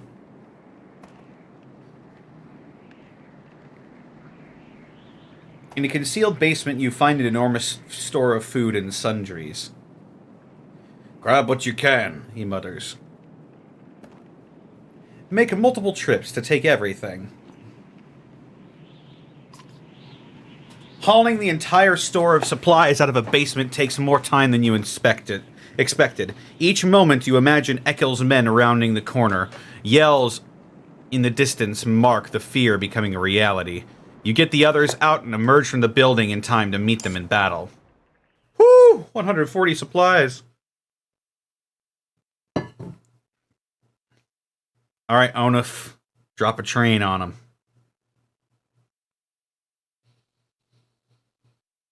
What is this?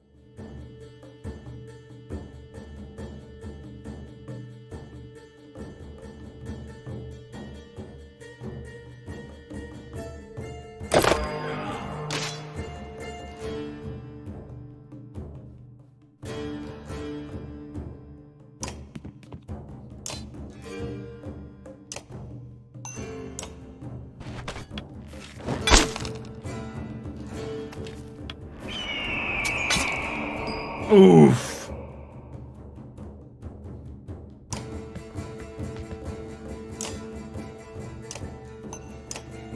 Nope. None of that. Ow. Bitch.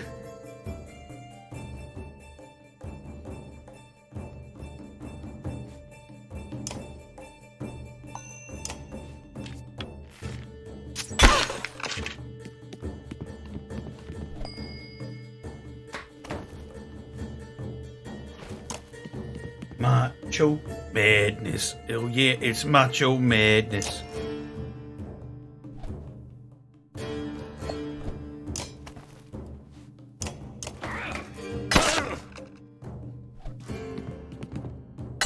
Oh! Ew!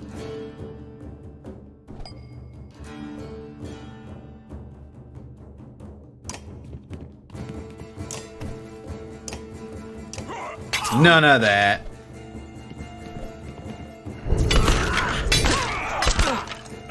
Oof!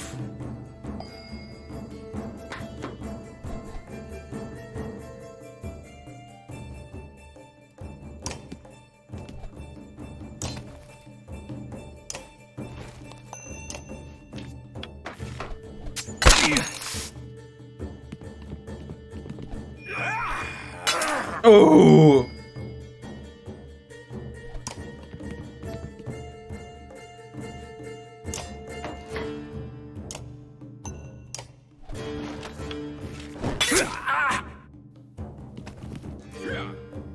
Oh! Oh, you missed.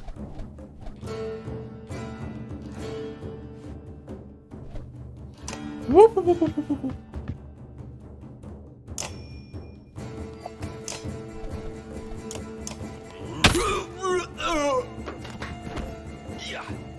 Oh!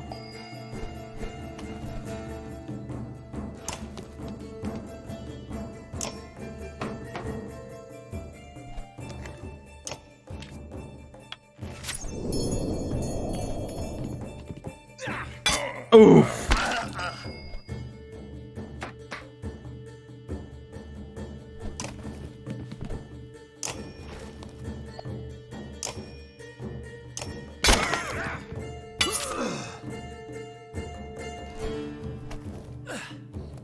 Hey!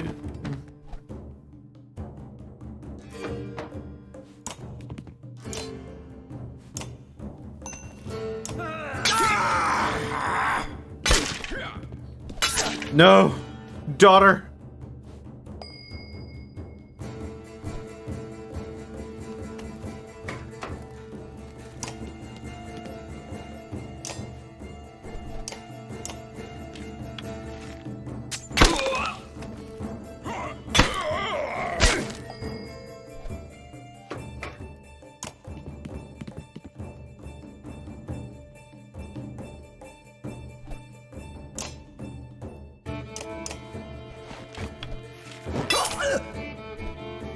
Get this shit taken care of as soon as possible.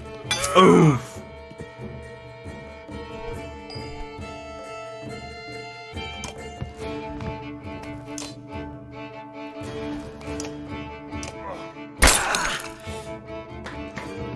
No, daughter.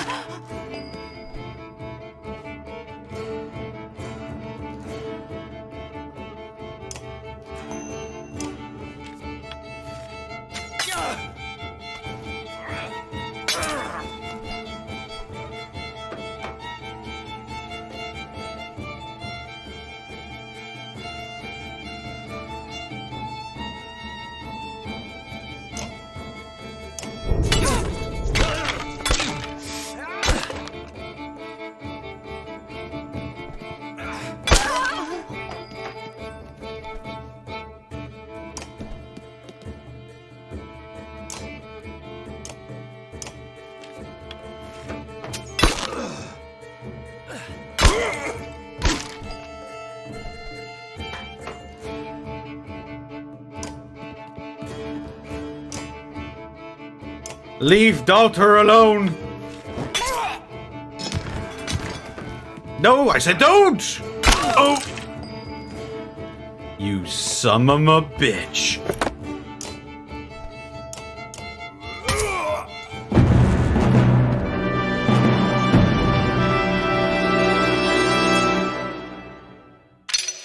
My influence grows.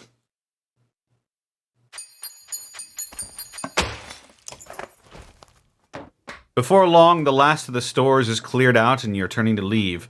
A valuable-looking necklace with deep green stone catches your eye and you decide to keep it for yourself. Onuf leads you and his trusted fighters out of the city before more men show up. Bodies and dredge fill the fields in front of Frostveller. You consider the best way to leave.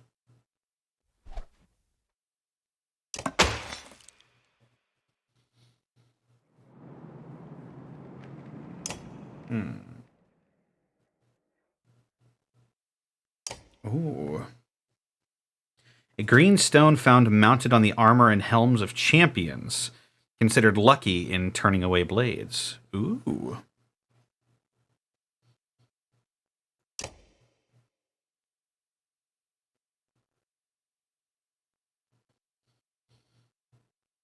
Spordrecki brr. Spordrecki beer. Don McGlass.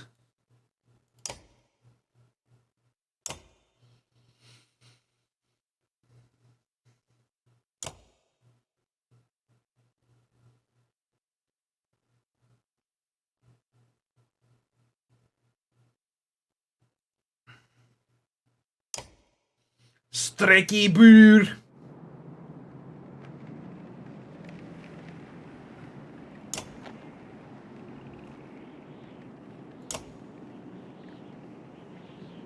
We're good. Let us farkin' get out of here. Outside the walls, things are a mess. Dredge are everywhere. Fortunately, they're going around the hill on which Frostveller sits, heading south and show little interest in following as you crossed into the wastes. You're finally free of Frostveller, but find yourself facing new problems. You hope that whoever Ivor knows at Wormtoe is willing to help.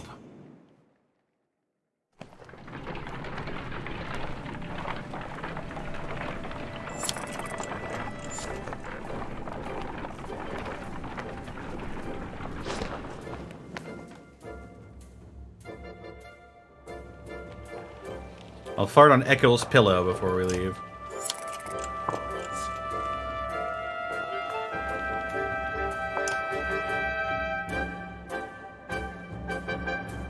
Alright, one more day.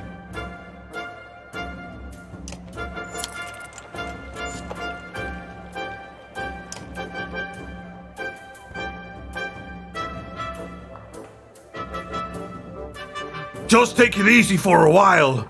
People are noticing, brother.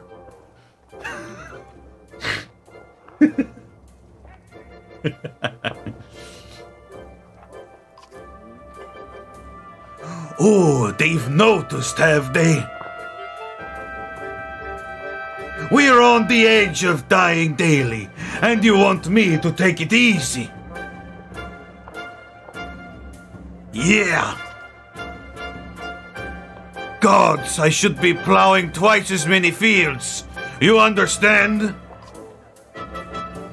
Don't get a stir out of this caravan, brother. It's not just you who suffers.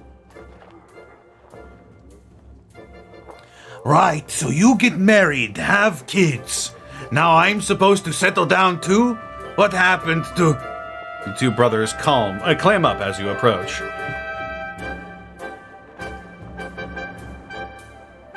That's right. I've got the kid to take care of. Cool your head, brother. Hogan departs, leaving Mogan looking awkward.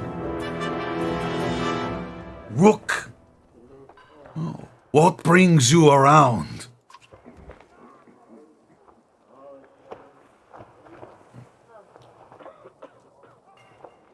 Just heard yelling. Came to check it out.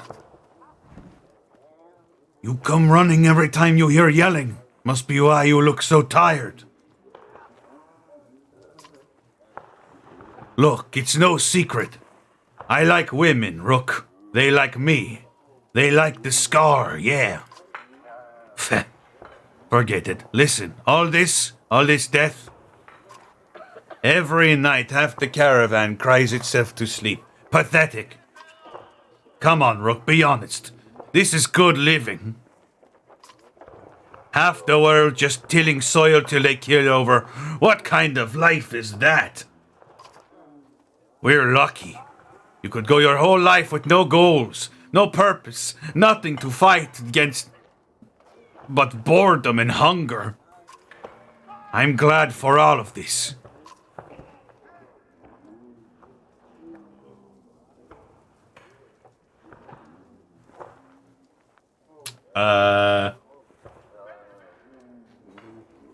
He's psychotic? I mean, back then you didn't really have much to do.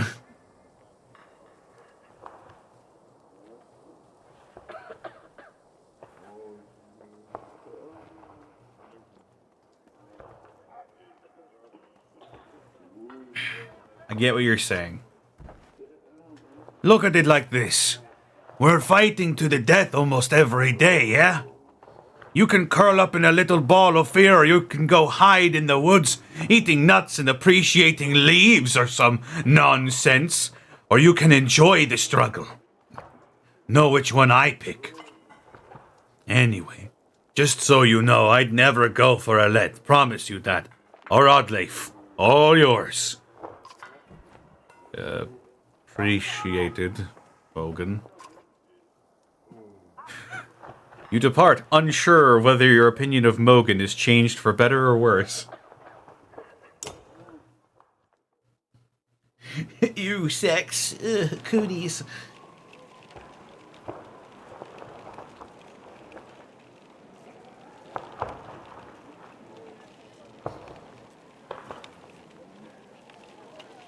Straight? That's cringe, bro.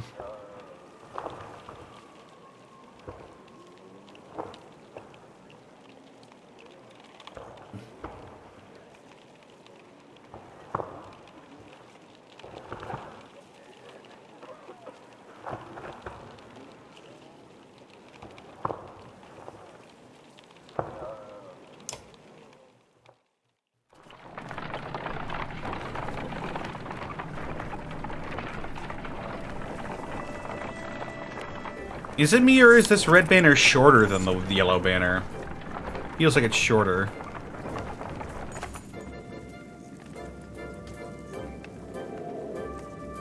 A trail of blood leads to a clearing where you find a large, wounded Varl. He's gnawing on his shield, swearing at no one in particular, and occasionally slamming his cudgel on the ground. If not for the heavy bleeding, you'd leave this one alone without a second thought.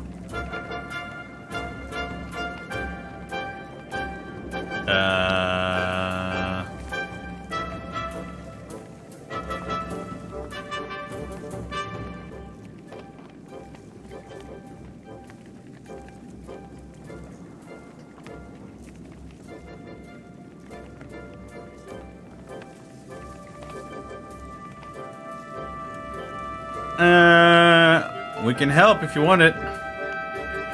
In a heartbeat, the Varl is on his feet, swinging his massive weapon. You jump clear as the cudgel smashes through the trunk of a tree. Your party scatters to avoid the falling timber, and once you recover, the Varl is gone, leaving only another trail of blood, which you decide against following this time.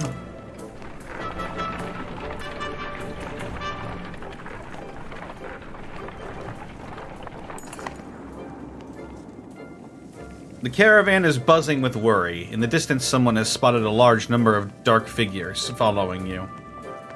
The Dredge! One woman cries, but something about it tells you they don't quite look like Dredge. Gods be damned, chokes Onef, standing on one of the carts to get a better view. Worse than Dredge, that's Ekil. The news spreads throughout the clansmen like wildfire. Ekil? Why would he... starts Oddleif. Unless he's after you, Onef. He's insane, interjects Onef. And unpredictable. It's a good number of fighters with him. Your mind races on what you should do. Well, we stole all of his supplies, so let's just try to outpace him for the time being. March! You shout, getting the yaks moving more quickly. The caravan sets a quicker pace and you hope to outrun them. It's been barely an hour before you realize it's futile. You'll never outrun a bunch of trained fighters on a vendetta. You stop the caravan just as Ekil and his fighters start to close in.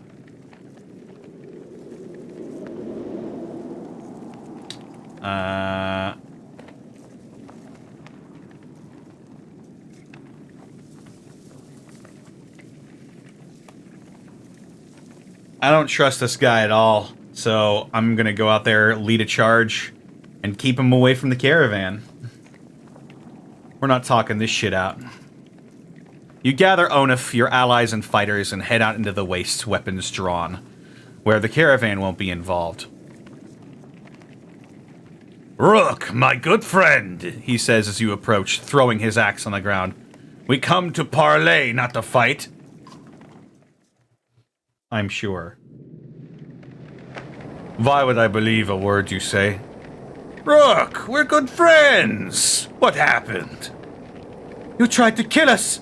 Just go back to Frostveller and leave us alone. Ah, Rook, it's a pretty girl. I'm glad nothing happened to her. With the dredge, I mean. My friends, how could I forget everything you've done for me?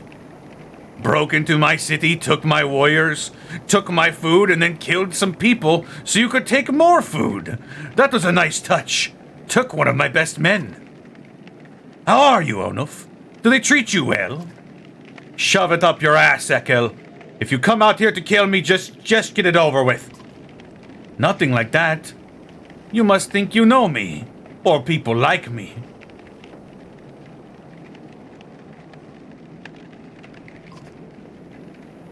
What Onif tell you? I'm crazy?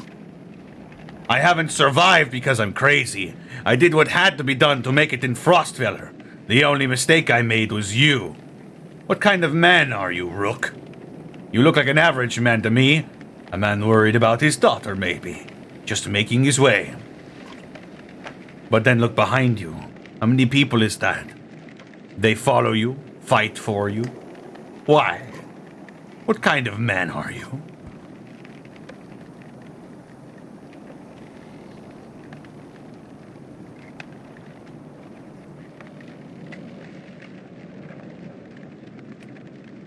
I protect my kin.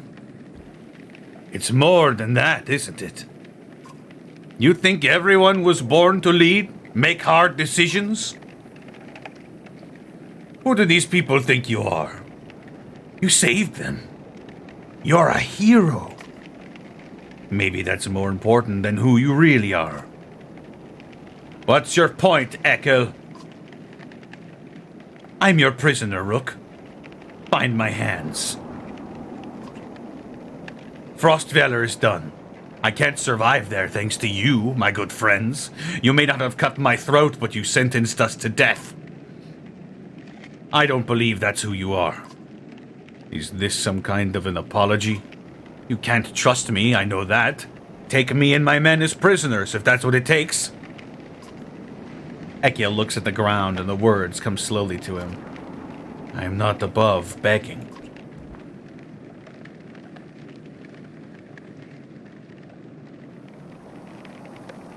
I'll ask Onif for his opinion. I'd be a hypocrite if I told you to leave them. I don't know, Rook. You don't know me. How could you trust my word any more than his? I'm behind whatever decision you make.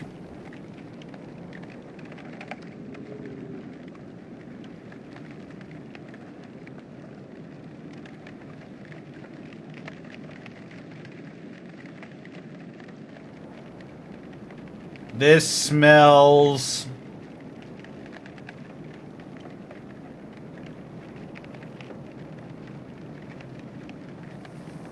This smells so fishy.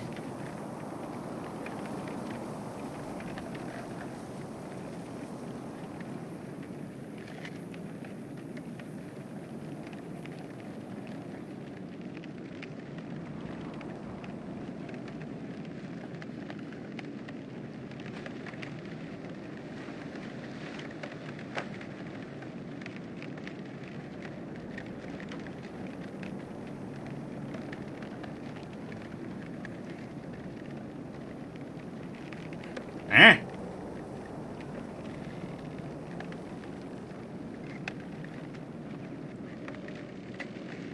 What is it, Evie?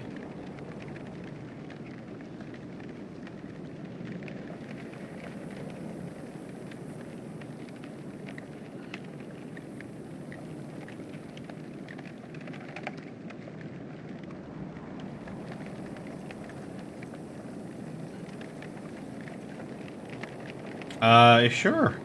Yeah, I'll play Back for Blood with you guys sometime.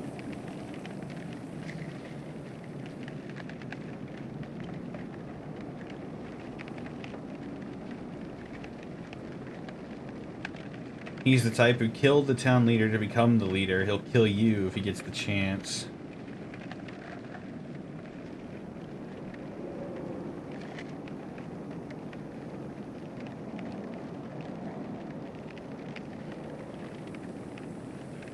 This reeks. We don't need you.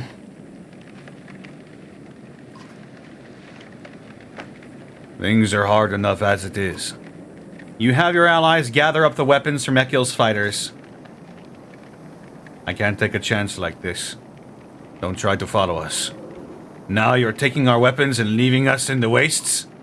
Why didn't you just put your knife in my head the second we met, Rook? Do we not even deserve a good death? Alette grips your arm tightly. Wait, Dad, we can't do this. They're people, just like us. What if our clansmen do start to lose hope and look at you differently? I don't want to feel that way. Don't want to become someone who... Don't become someone who isn't my dad. If that's what you have to do, do it. Please, for me, don't do this.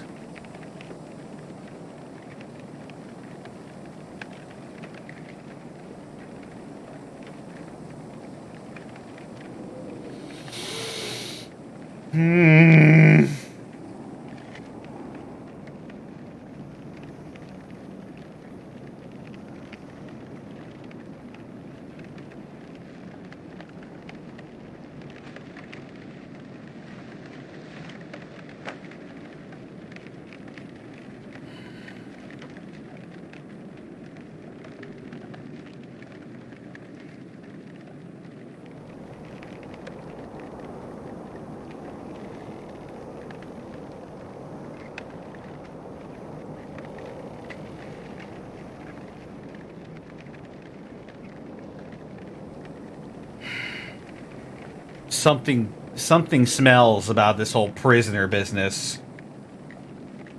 He offered to be the prisoner. I don't like it.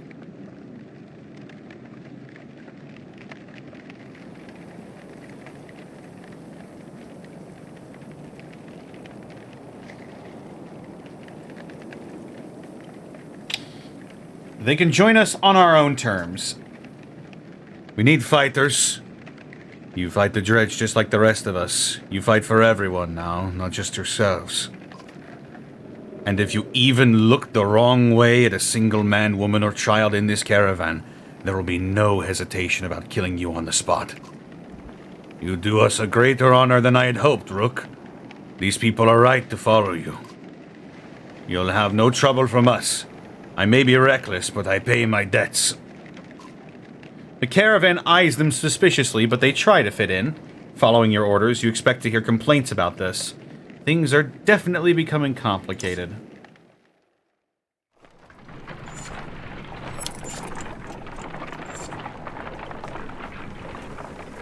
Morale has declined. Yeah, we're watching them like a hawk.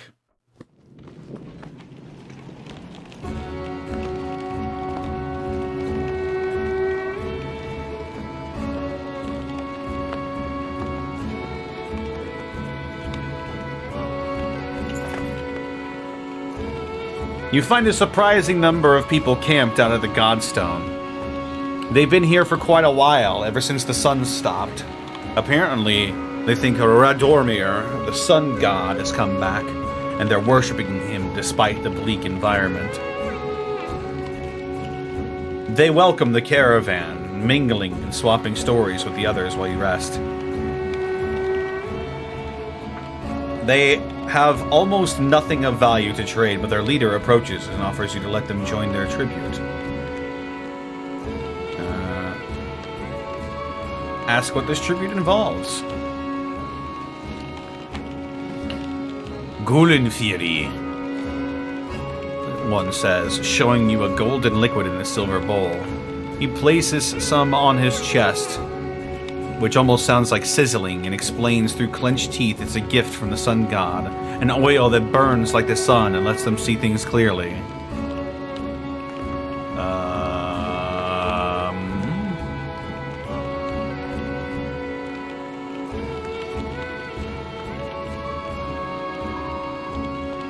It's battery acid.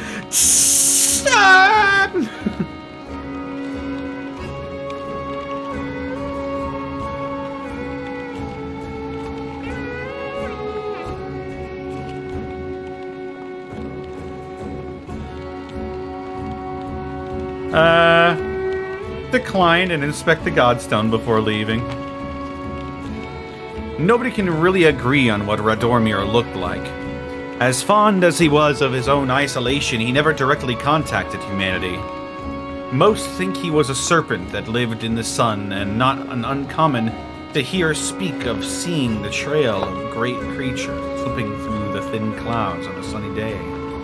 Radormir was always one of the lucky gods, the kind who people thanked for good weather, healthy livestock, and a good harvest. Despite all that, the biggest mystery has always been how his Godstone came to be found at the bottom of a dried-out lake. After some rest, you continue on. The sun god worshippers are keen to stay, so you pack your things and return to the road. That was weird.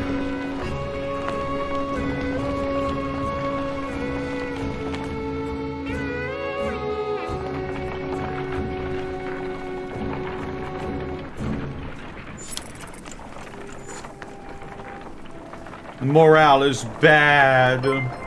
Shadow Dancer Bob, thank you for raiding with a party of 46. How's it going, my dude?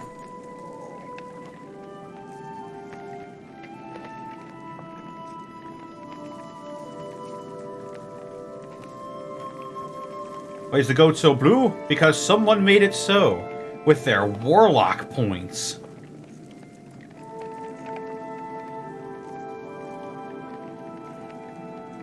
I am blue. Labba-dee. Labba-die. Just finished Henchman's story. Ooh.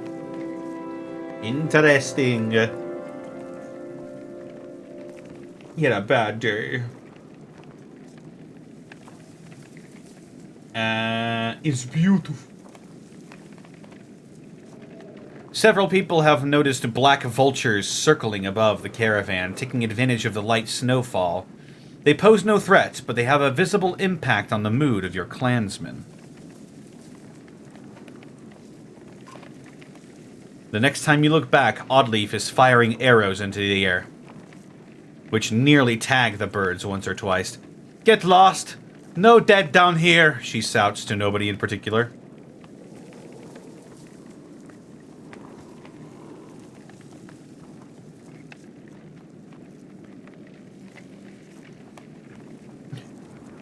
Let her get out some aggression.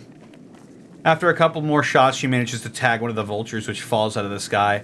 She recovers it, laughing to herself, and comes to show you the black feathers. You know, says Oddleaf, scanning the caravan, a lot of these women, they could do this. You could tell from the look in their eyes. She's excited about the idea. I think I'm going to start training them how to fight. Well, and encourage Oddleaf to train the women. We can always use more fighters, you tell Oddleaf. If Alette is any proof, you know how to train someone with a bow. Oddleaf gives you a smile. She heads off to some women in the caravan, showing them the vulture she shot down.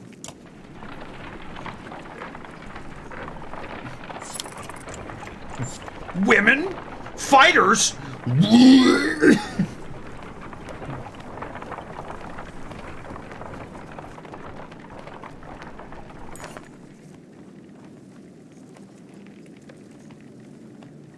A gaunt man and woman approach the caravan, hands held high. A word, friends, the man says. We are poor farmers down on our luck. The woman hits him and says, We're outlaws, plain and simple. 10 of us, and we'll help you in a fight for some food up front. What were your crimes? Misunderstandings, the man says. Meat houses are confusing. Never know when you've drank your share. And the woman hits him again and says, we've stolen, killed a few when we had to. Skills that might benefit you out here.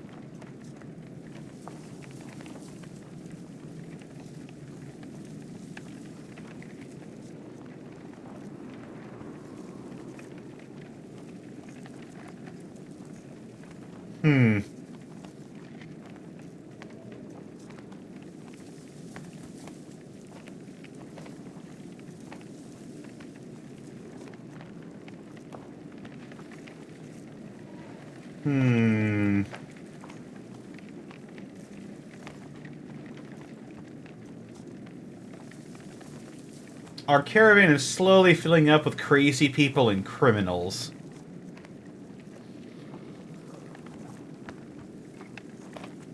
Join us, but you'll be watched. The two quickly shuffle to a supply wagon as 8 more bandits emerge from the wilderness. They gorge themselves on salted fish and cheese, taking time to thank everyone. After eating, they politely keep to themselves. Ooh. Oh, the mood is dour. Oh.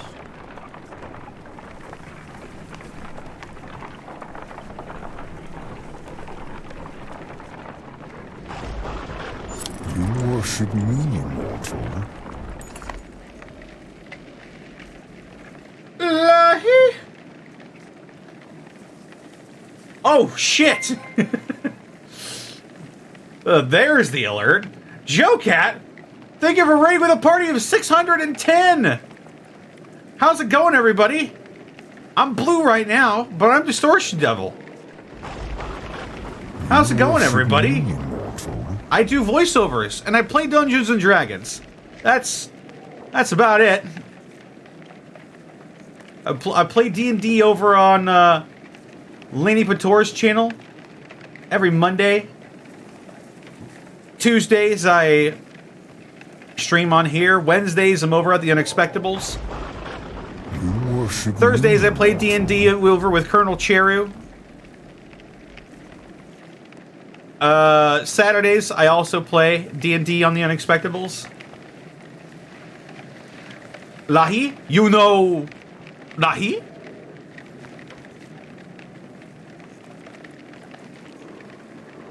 I will play Lahi.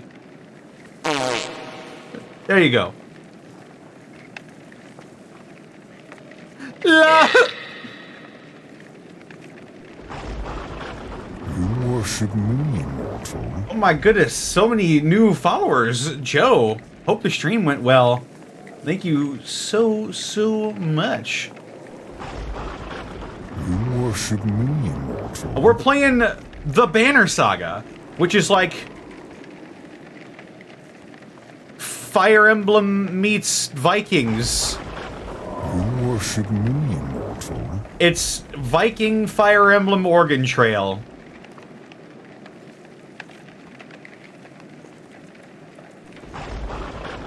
You worship me, immortal. Hope you all had a fantastic time over at Joe Cat Stream, and I hope you stick around maybe and have a fantastic stream right here. Probably be going for another hour and 15 minutes here. Yeah.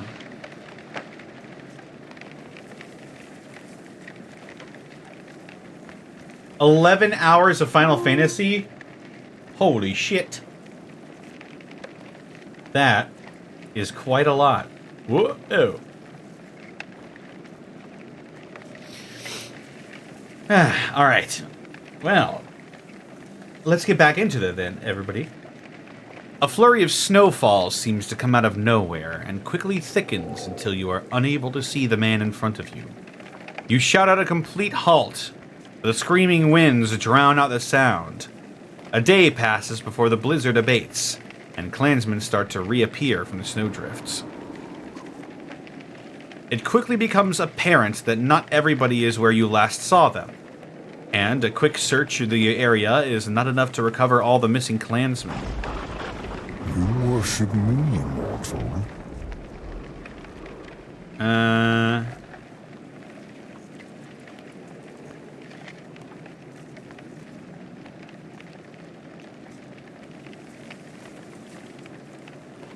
I will make a more thorough search for the lost clansmen. It takes time to establish proper search teams, but you devise a way to quickly cover as much ground as possible. After a full day of searching, you find many survivors, but your successes are dampened by a number of frozen bodies and others who have simply vanished. Disheartened, you return to travel. Dang. We're almost at Wormtoe. Wormtoe was never the kind of place someone would build a town. Fittingly, the Varl living here aren't known for welcoming visitors with open arms.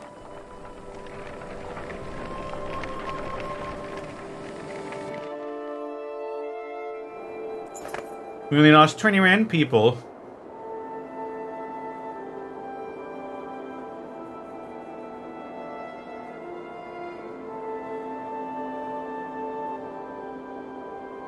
The Var will find you before you see them. Not surprising with this many people behind you. With weapons drawn, they demand to know why you're here, but back down when Ivor tells them he's come to see someone named Krumer.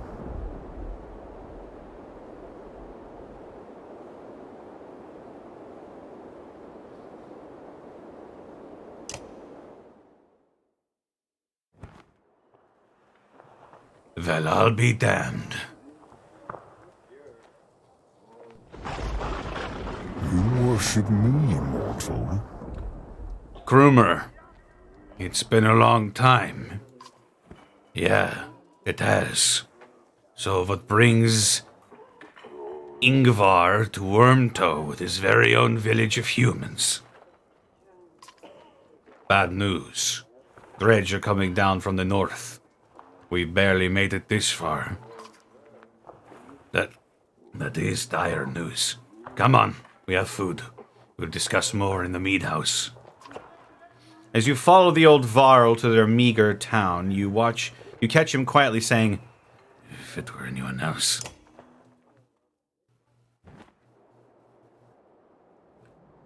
I've talked with the warriors here. I'll be honest with you. Half want to go north and find out what happened to Blotzbalker. Some think we should go to Grafheim instead.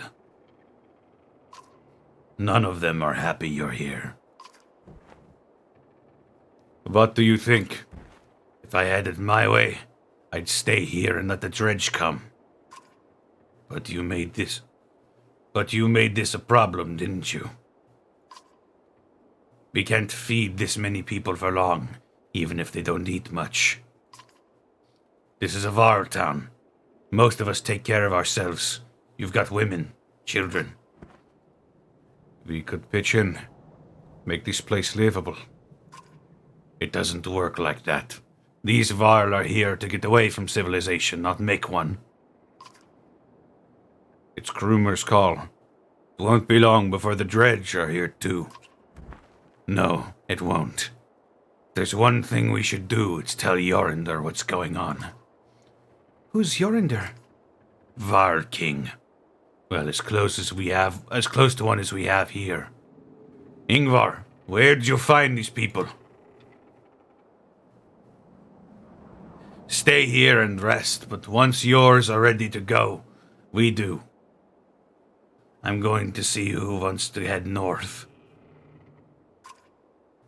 But I'll join you to Grafheim. More travel? No, we've already come so far. Stop the pouting, girlie. Even if Jorindr won't listen to a tiled old Varl like me, I have a feeling they'll pay attention to your friend Ingvar here. They listen to Ivor? Ha! He hasn't told you. Of course he hasn't. Do what you need to do, but don't be long. Oh.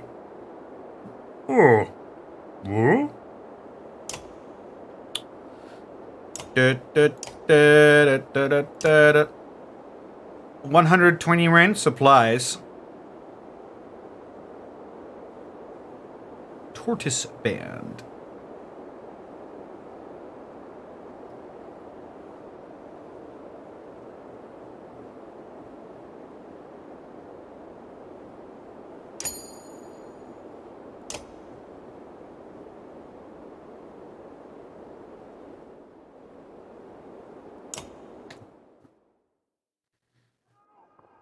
Let's see what this one has to say.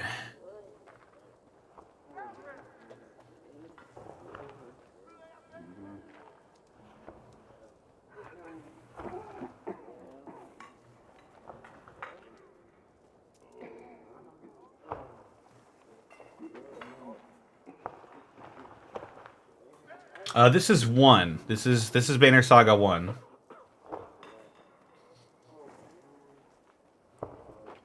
Krumer, can you spare a moment? Mostly no, but I'll try.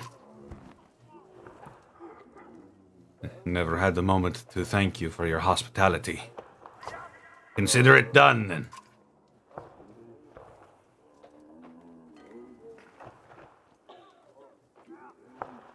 How did you get all of these Varl to follow you?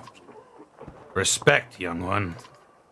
After the Second Great War, wasn't much left for me to do, so I started training other Varl to fight. Got tired of that, made a place in Wormtow. They still come calling, even with no wars to speak of. Seems like that might be changing, though, don't it? So, who is Ingvar? Ha! I'm not surprised he never told you. I am just surprised he can stand being around anyone at all. Your friend was one of us, long ago. I mean, a dredge-bashing type. He was called Ingvar then. And if you want to know why he changed his name, best ask him yourself.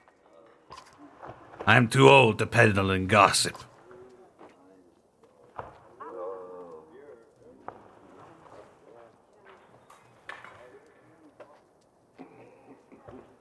Yes, this is the first game, but the second stream that I've had.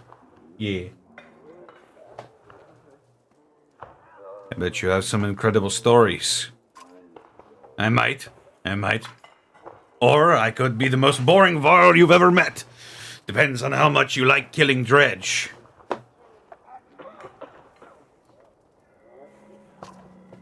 Ask me again someday. Might tell you about the time we filled a dead ox with whale teeth. And why. Any wisdom on fighting dredge? Depends how much you know. They're all armor. Tap 'em hard enough, though, and it'll shatter. Line up a whole roll of slag, they'll explode on each other all the way down. You get in a big brawl, half your time is spent setting them up for it. And if you see one bang his axe like a tuning fork, try to kill him quick. Sometimes the slag he's calling won't even show up. I best to leave you to your business. I suppose you should. Take care, friend of Ingvar.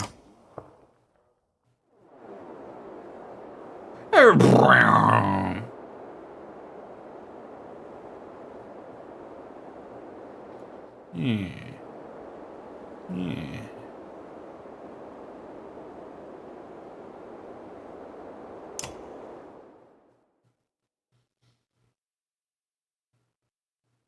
17 days worth of supplies. And a promotion.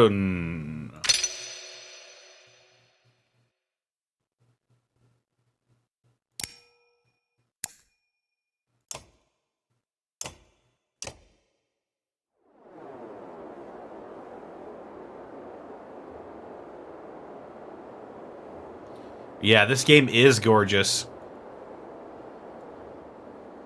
Well, let's rest for a day, I think. And why not? Let's rest for another one. Get our morale back up. Grofheim's quite a few days out, says Krumer. But nothing's worse than crossing the wastes, I imagine. If there's anywhere you might be safe from dredge, it's there. You steel yourself from another long march, and half the town of Wormtow joins you.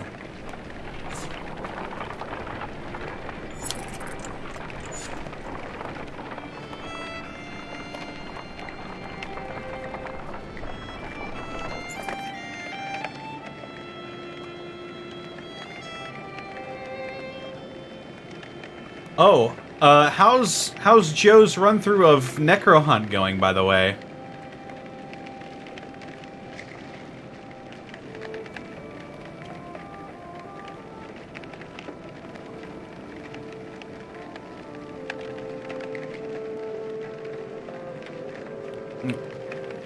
Thieving bastards!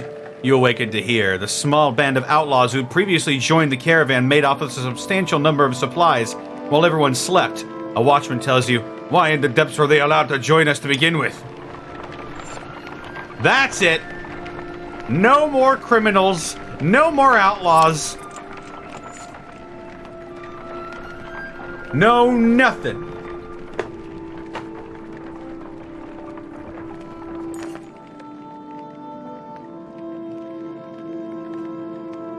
Someone's been nicking extra goods from the supplies, Concerned woman tells you. counted up these myself yesterday.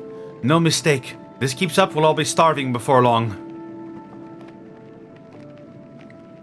Ask the clansmen if they've seen anything suspicious.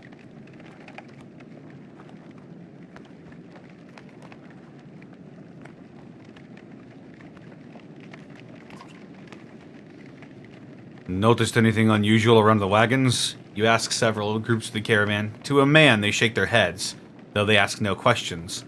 You can tell concern is spreading throughout. Fuck!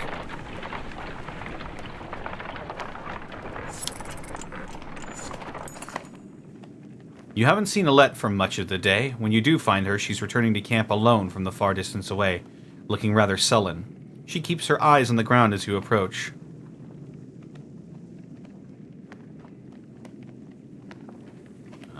Ask her what's going on. I feel like things are changing so quickly, She eventually confides. it's not just that. Everything is going wrong. I've been talking to Ekel a lot. This gets your attention. Should have executed Ekel as an example. What has he been telling you? He told me how he and Onif are kin. Ekel had a sister who married Onif, but she died long a time ago. They've been bound since, but Onif left without him. Just left him without a word. That's why he came after us. Threaten Ekel immediately. Confirm Ekel's story. Eventually, you find Onif back at camp and relate the story. Is that what Ekel told you? Replies Onif. Then he sighs. It's true about his sister. She died of a fever when we were just married. Surprised he opened up like that. So I left him in Frostfeller, he continues. He'd be fine one day, ready to kill his own men the next. Sometimes he would. I'd make the same decision tomorrow.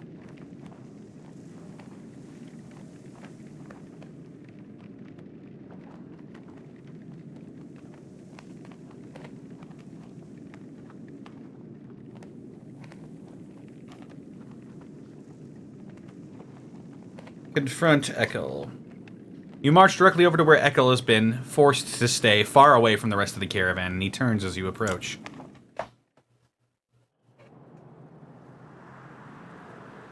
What did I tell you, Ekel? Didn't I say even one wrong look? Who's giving wrong looks? Your girl came to me. Nice of her, though. Nice of her, I thought. Seeing as how she's the only one who gives a damn about the people around here. What in the depths is that supposed to mean? Look at you.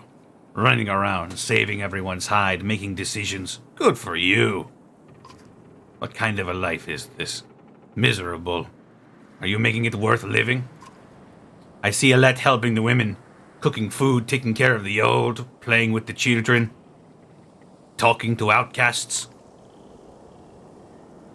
Did you know she sews up the wounded every time you get them bloodied in a fight? Remember when I said you were a leader? Yeah, they join you, but they follow because of Alette. Never should have brought you along.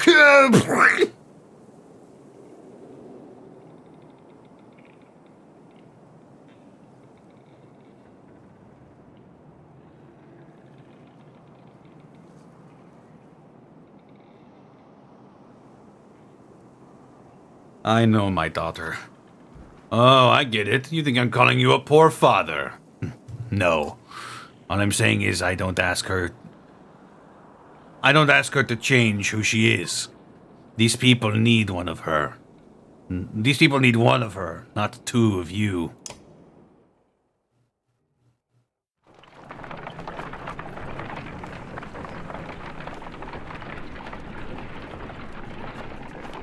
Damn, Ekkel. That shit was uncalled for.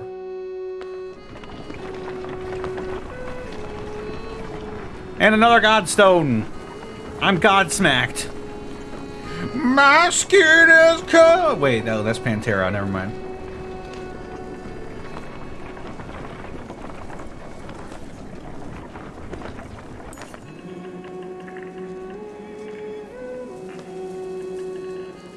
The Godstone of Merrick looms into view.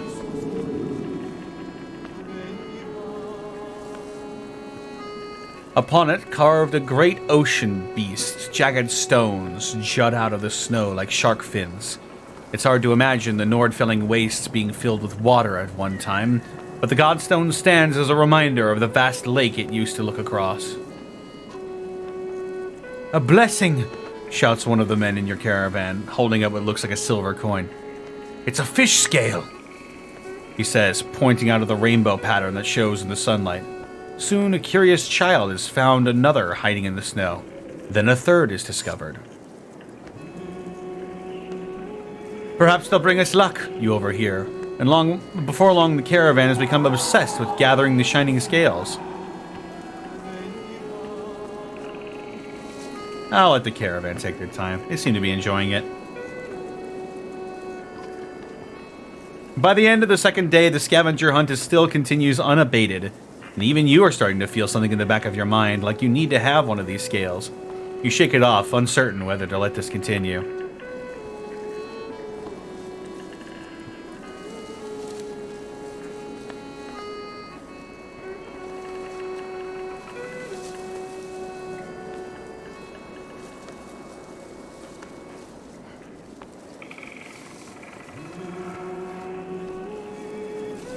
Alright, something weird's going on. Show's over, folks. You start to wonder if something unnatural has a hold on their minds when the call to leave is met with open aggression. Ivor helps you get them moving again, and you wonder how long they would have kept searching for them if you left. Godstone Medic!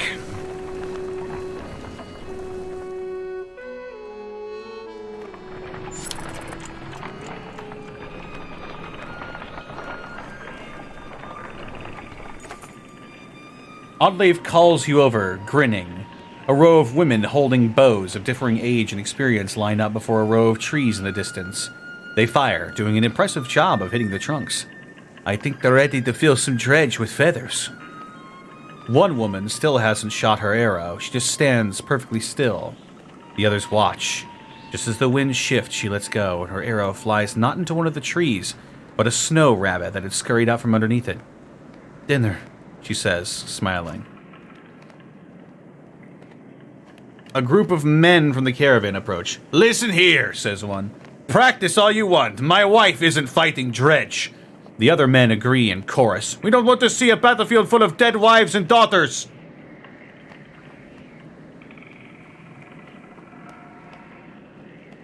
Well, I'll stand by the women becoming fighters. The men argue their point, but eventually relent. Thanks, says Oddleif. To be honest, it was harder than I expected, but the more people who can hold their own, the better. The women return to camp, not just as clansmen, but as fighters.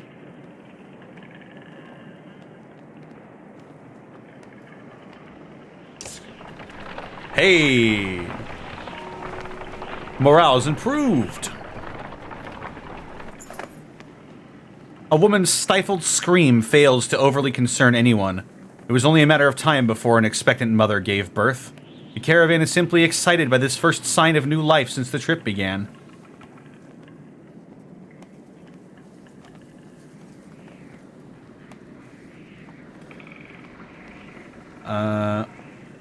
call for a day of rest and celebration. When the baby's cries replace the mother's, the entire caravan cheers. You raise your drink to the family, saying, "Tomorrow we rest and feast to gain strength and long life." Again, everyone cheers, glad to forget their worries for a small time. Hey, the morale and uh-oh. Well, that was short-lived.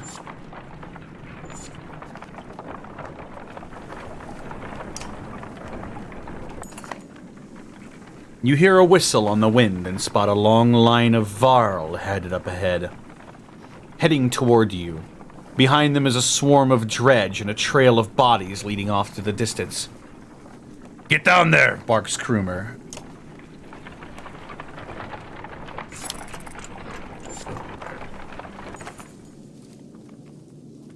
Oh!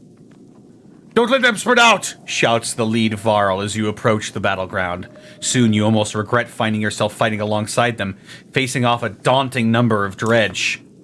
Dredge line the battlefield, weapons drawn. A fight seems inevitable. You take a quick head count. There must be at least 150 of them. 155 of them. You have 176 warriors and 62 Varl at your side.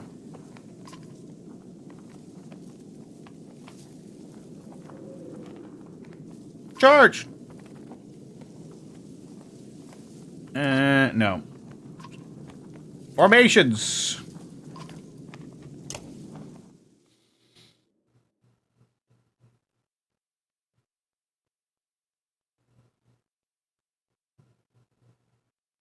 Oh, shit. It's Fasolt. There he is. And it's Ekkel.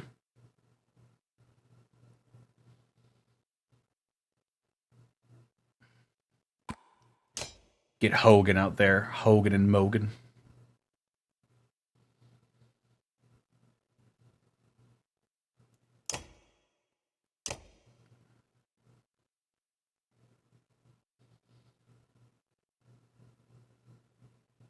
What is Krumer? War leader. You worship me, mortal. Ekkel needs to fall valiantly in combat.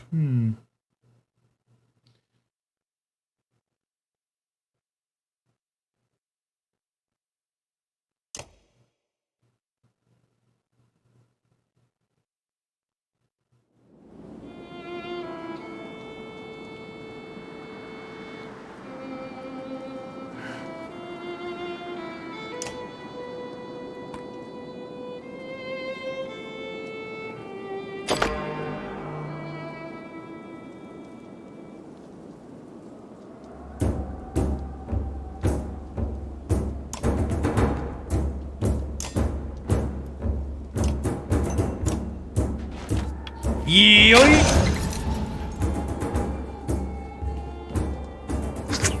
Oh!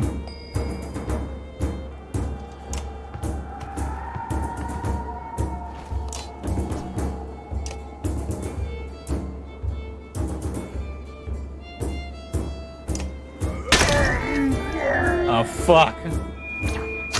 Poor morale.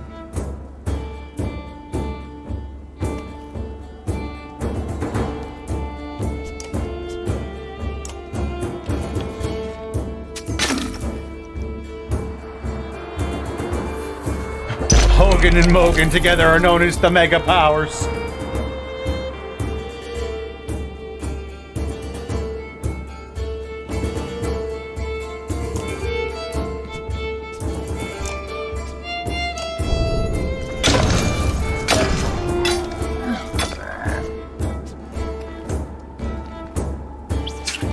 Oh!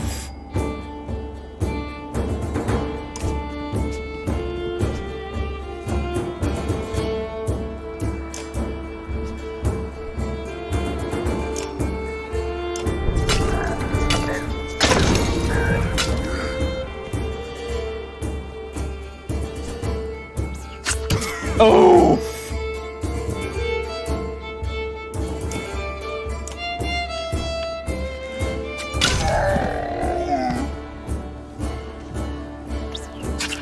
Oh!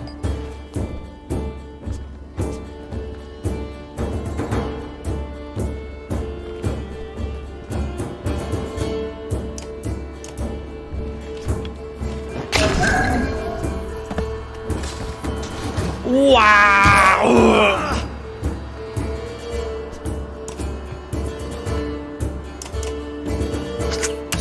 Of course.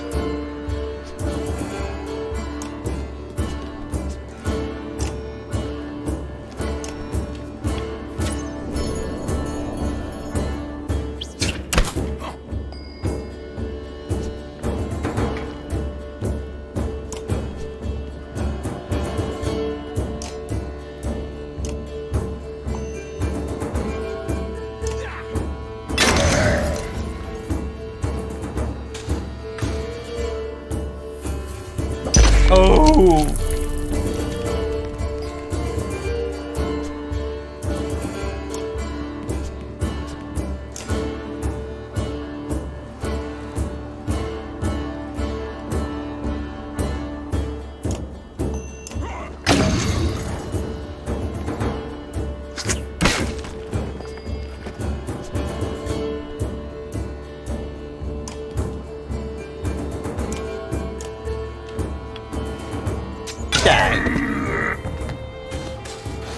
Yeah, that's right. Come over here, motherfucker.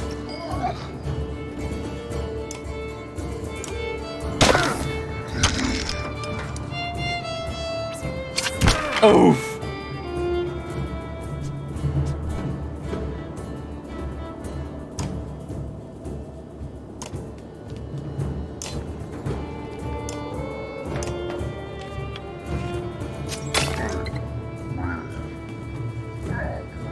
Oof.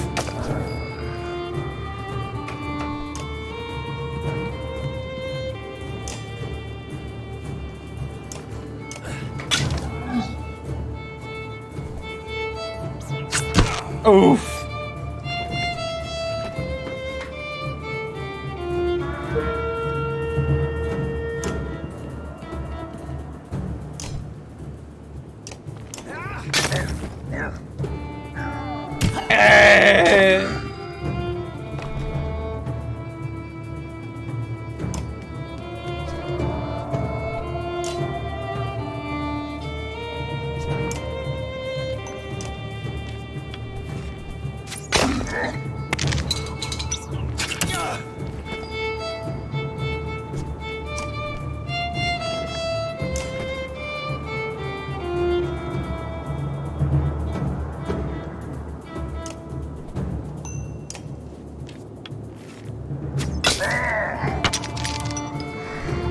Oh!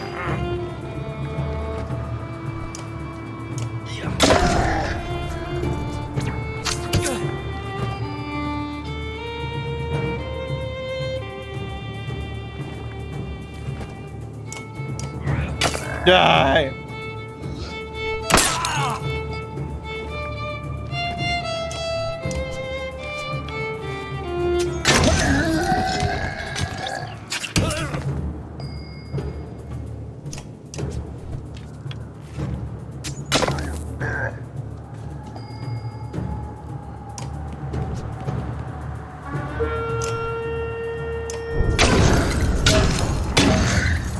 Die!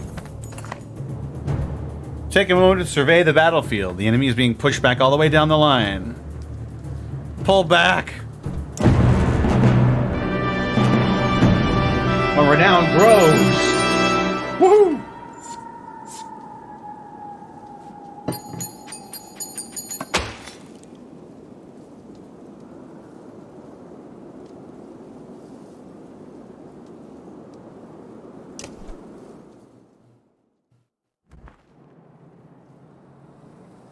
Isn't this a damn curiosity?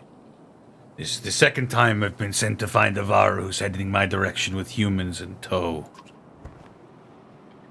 What are Dredge doing up here? Gods, does anybody know what's going on around here? They leveled Grofheim to the ground.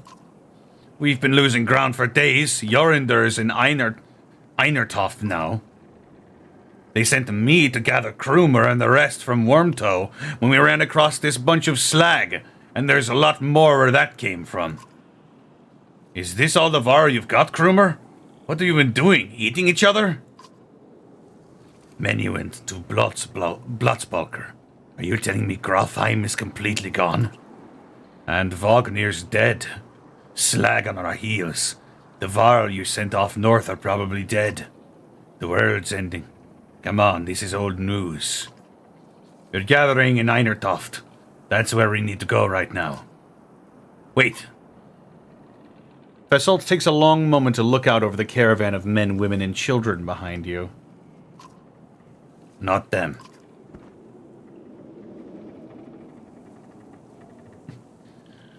We just saved your ass. Little one, you have no idea how many slag I've butchered in the last few weeks. I don't get into fights I can't win. That includes men who invite themselves to Einertoft.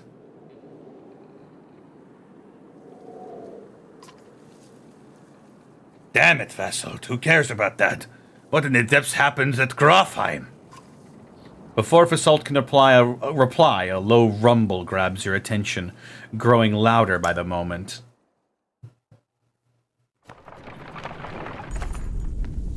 Even though it's beyond sight, all eyes turn in Grofheim's direction as the rumbling becomes deafening, transforming quickly into cracking and splintering. It's coming closer.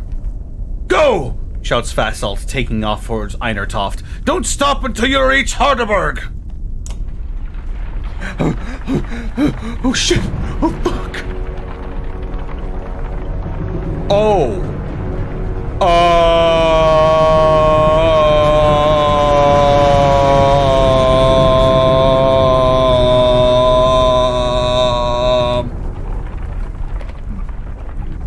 That's a big old snack!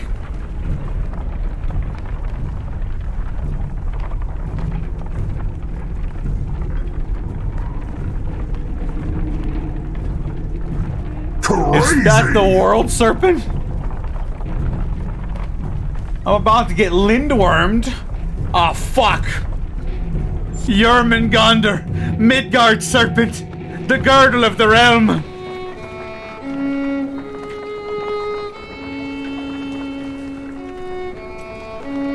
Lindworm, the king of serpents, the bane of Thor.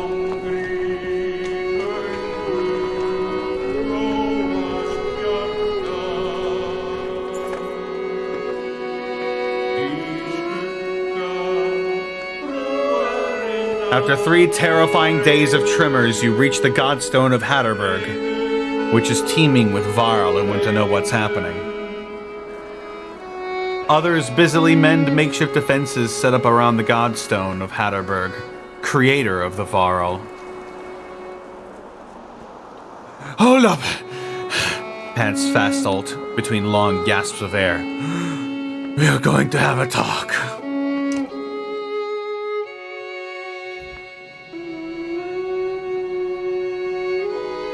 You're still standing. Most of you. Rest up, then move on. A mountain just sank into the earth and something is out there. You're just going to send us away? I don't know who you are, but you're not going to Einertoft. There's a couple hundred Varl here who will back that up.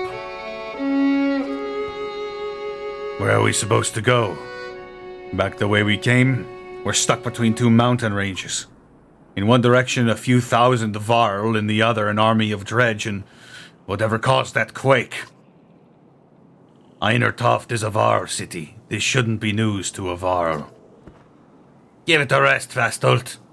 Don't you recognize who you're talking to? Surprise suddenly flashes across Fasolt's face. The other Varl are starting to come closer now. You hear Ingvar being whispered among them. I think this might be the one person you want to let into Einertoft. The humans come with me. All of them. Fasolt glances between Ivor and Krumer before stalking away, pushing past the mob of curious onlookers. Ivor, who are you? Some other time, Rook.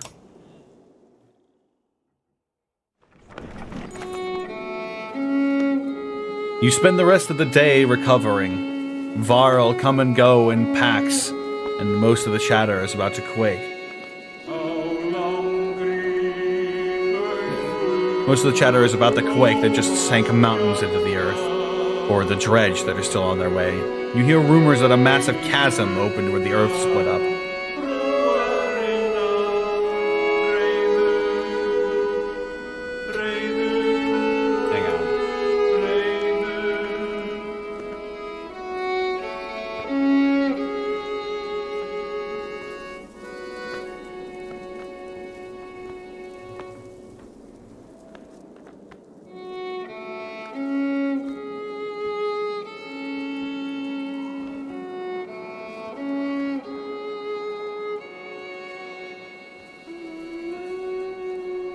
Turning the game down a little bit.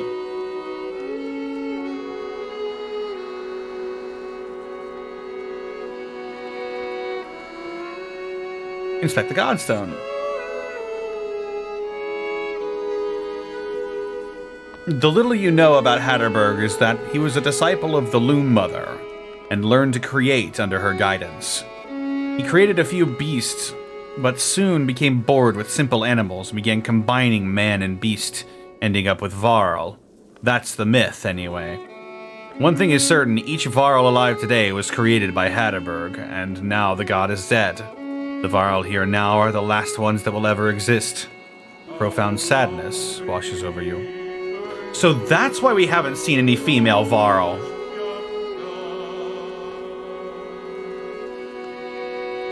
There are none.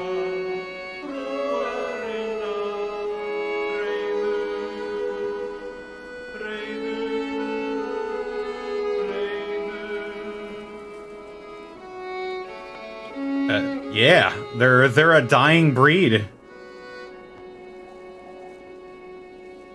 Just like the Krogan. Except there were female Krogan.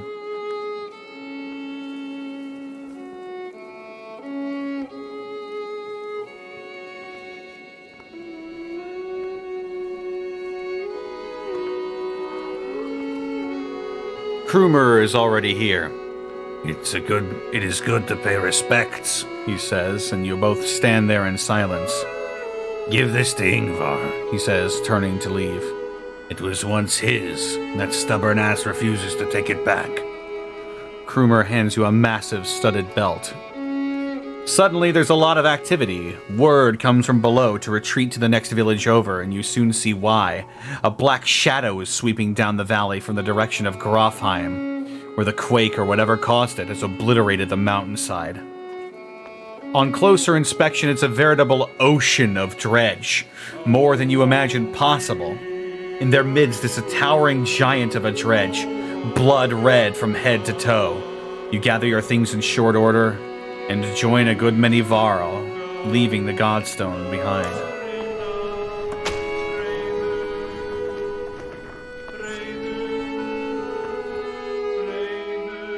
But we have no supplies! Oh man, we better make this 5 days count. Sorry everybody, we're gonna be traveling on the road for a while.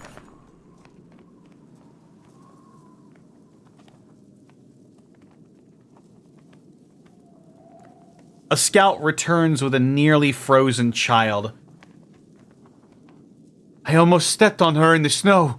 Looks like she must have been running from something, he says. Patches of blue mottle her pale skin, but her chest rises and falls ever so slightly. Even just carrying her along could kill us in a state like this, says a woman. We could be in danger here.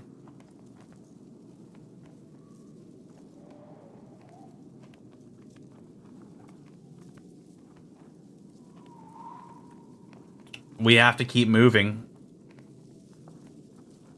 Maybe the Varl are okay.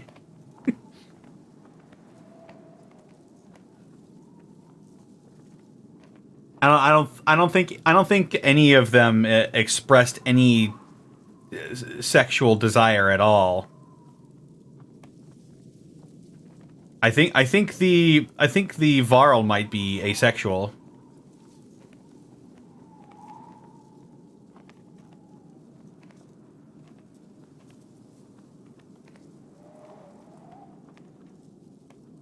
Killing Dredge is their version of sex.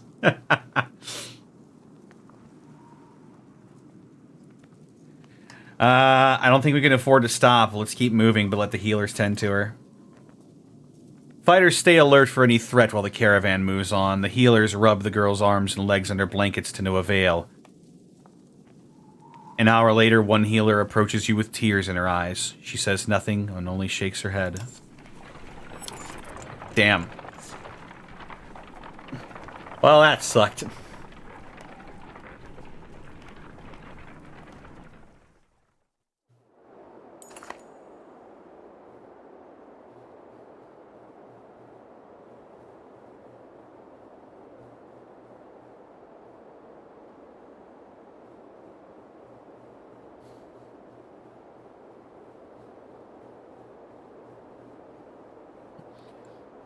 Ivor tells you, We can't stay here long. It'll take 3 straight days to cross Burra Pass, so stock up.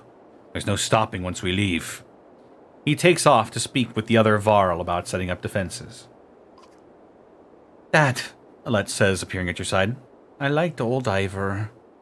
Somewhere in the back of your mind you feel the same way. You focus on preparations instead, realizing that you might be one of the first humans about to set foot in Einertoft.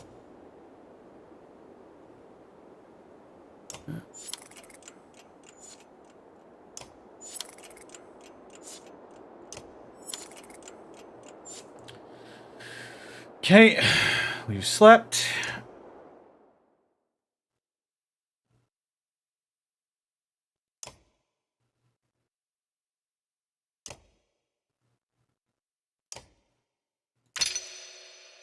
And the rest of that's getting spent on food. Wait, does he have another promotion? He, oh, okay. Yep, there you go. Always invest in shield break. It is the best stat. All right.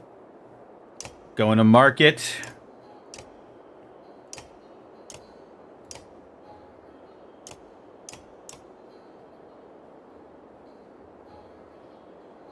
Shit. It's only 6 days worth of... Fuck. Well, it's what we've got. Fuck. We seriously don't have enough for... Oh, boy. I shouldn't have leveled him up. Alright. Well, we're hitting the road now.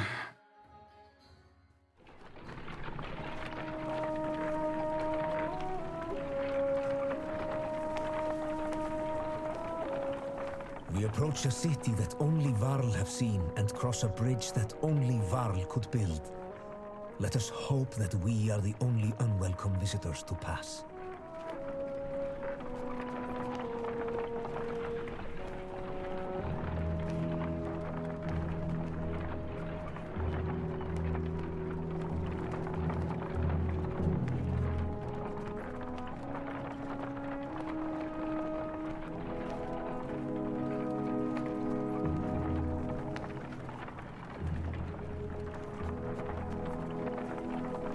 Here we go. Over to Einertoft. Hogan and Mogan are going to Valhalla, brother.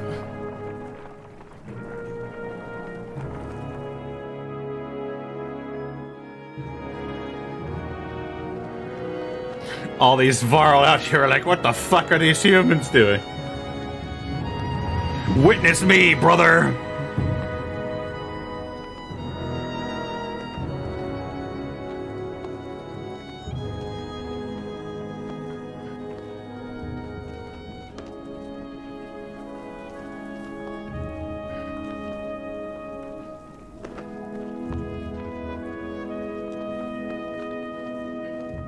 So it's kind of like the end of the age of Varl. It's the end of the world. It's the end of all ages.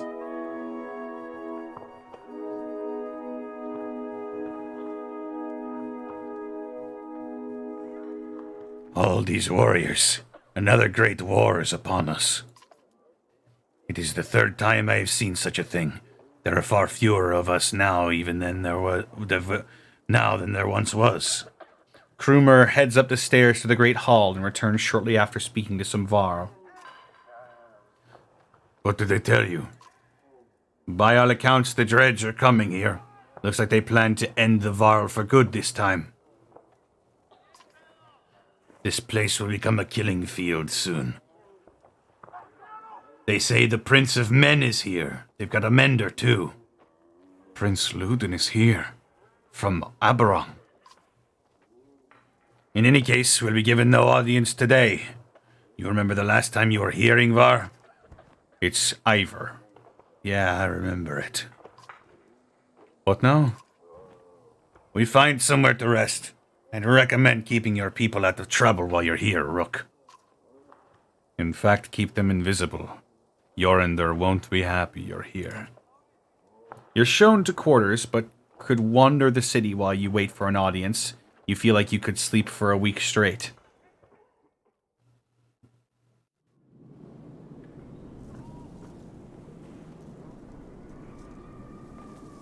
And I have 2 days worth of food left.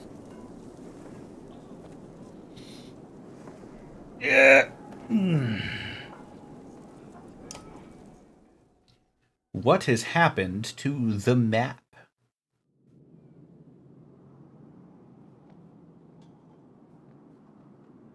Nothing much.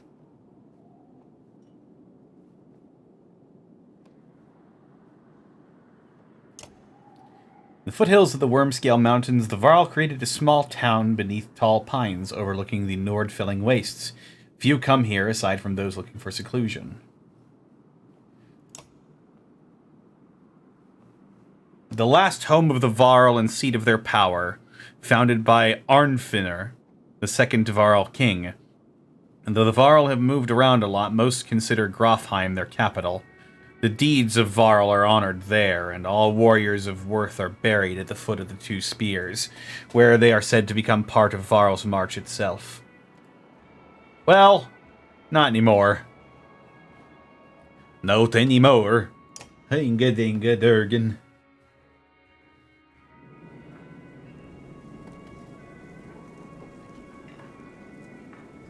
I've got no renown. I've got no food. And morale isn't looking great.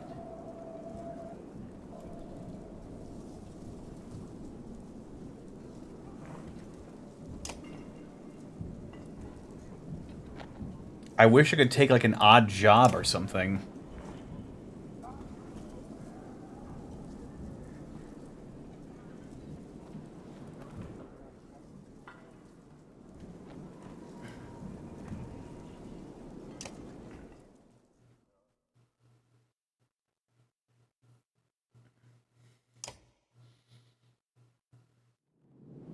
I've got precisely nothing. If I rest, it's gonna be bad. Fuck. As you settle in, you receive word to come to the Great Hall the next morning. Ivor suggests not speaking unless addressed, and even then, keep it short. In your dreams that night, you see Varl kings fighting with dredge lords. An ominous feeling lingers as you prepare to enter the Great Hall. Oh, here we go. Oh, shit! Enough, Eyvind. The bridge stands. Oh, shit. Greetings from Wormtoe, Jorundr. I've brought an ally. Who are these people? We don't have time for games. Wait. I know you.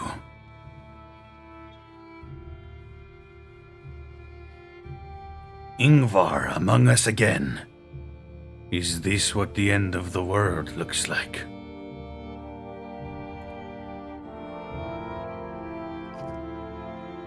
Jorundr steps down from his throne to get a closer look. In the light, you spy deep wounds on the Varl king.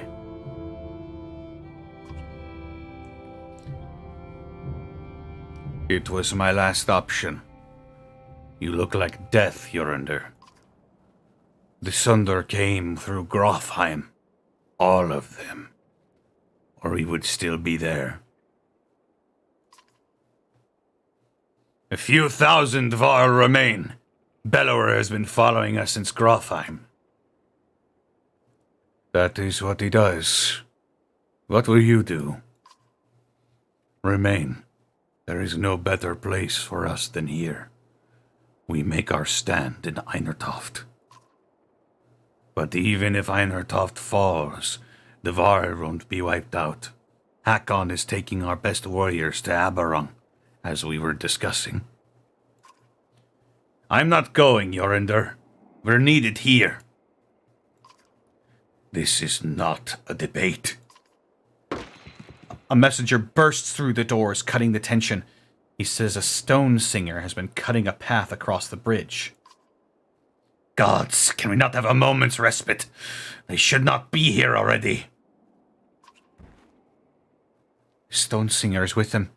Let me bring down the bridge as I said. It will buy us. I said the bridge stands, Mender. I say it again to you. Me, mortal.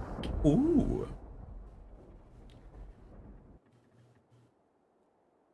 I say it again to you, and the Prince of Men and the whole Mender Council, were they here. I will not say it again. Hakon, you go to Aberrung. Eyvind, do not even touch that bridge. Am I understood? You are. Then I'll confront the singer myself. Nobody tries to stop Eyvind, but many follow as he leaves the Great Hall.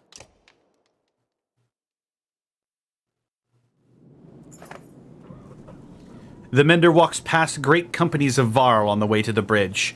A tall, thin creature stands there, two black spears over its shoulders, ringed by dredge. The Varl have backed away in fear. Eyvind stops before the stilt-legged figure. Suddenly, Ivar is beside you.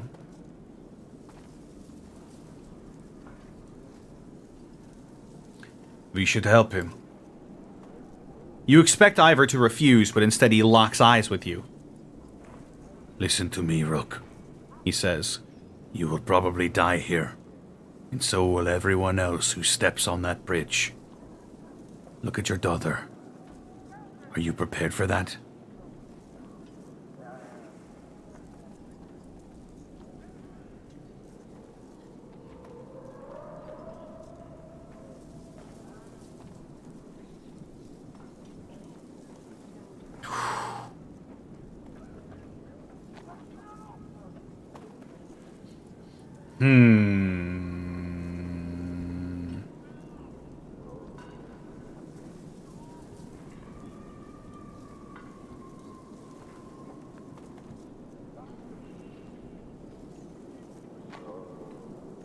You're not doing this alone.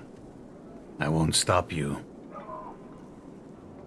says Ivar. Fight like it's your last. You're not sure what to expect, but you draw your axe and soon find yourself standing behind Eyvind on the bridge, wondering if you made the right decision.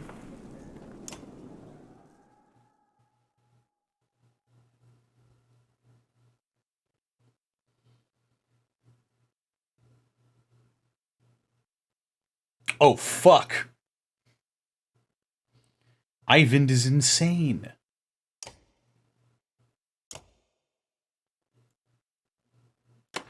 Give him the blind guy.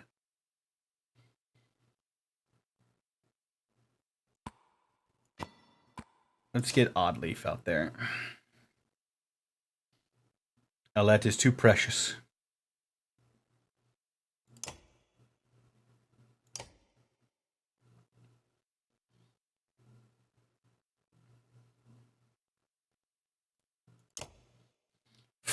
Farting Hjord.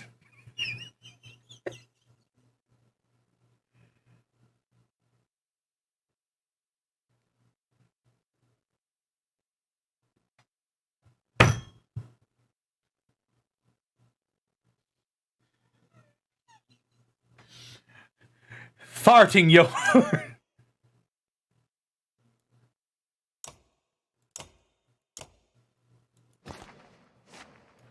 Farting Hjord.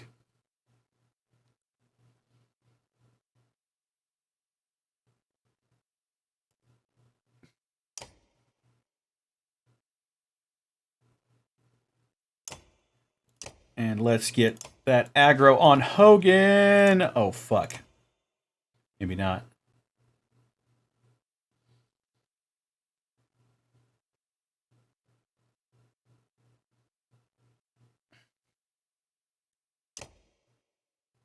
Grudge wielder. Eh.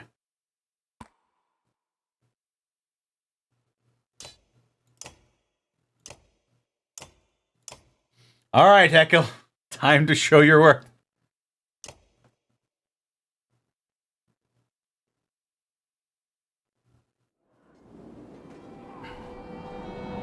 Oh, fuck. Look at all these dudes.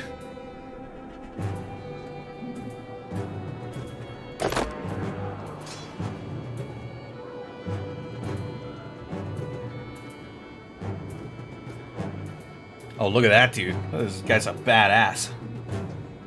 It's Avend. Da-da-da-da. Abilities. Arc Lightning. What? Yo! We got superpowers in this bitch?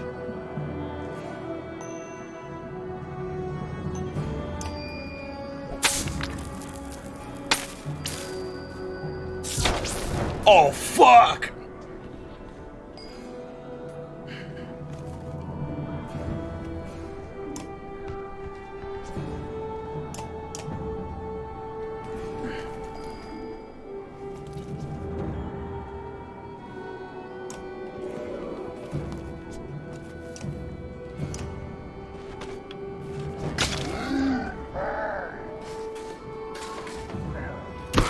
Ah!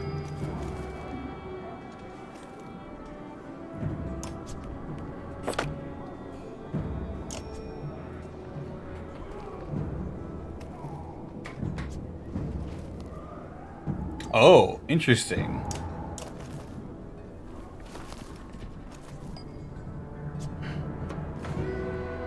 Ah, it's Mogan, brother.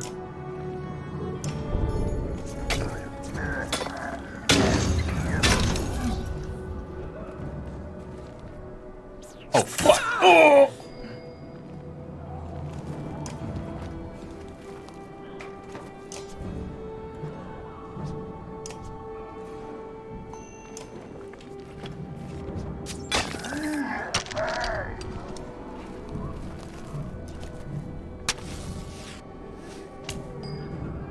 Oh, fuck.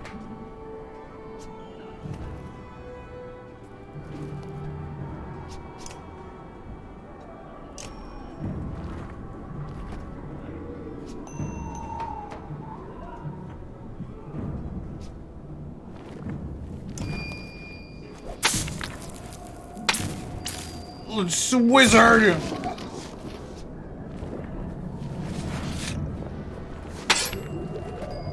Oh, fuck. It's got the wobbles. He's wibbling wobbling.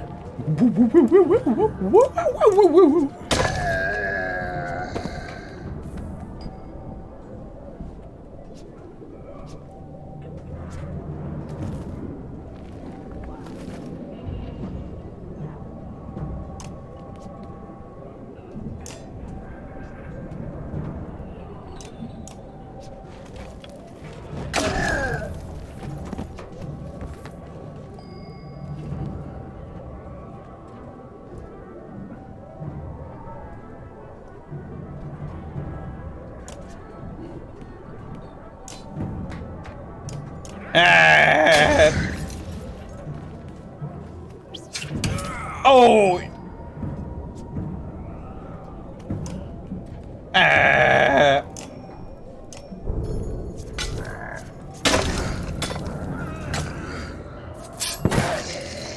Oh, God.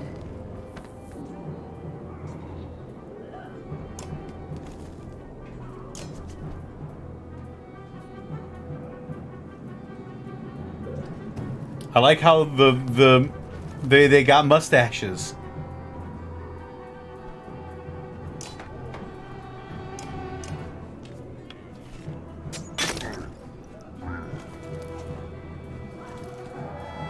Don't do it! Oh, fuck. What the? Oh.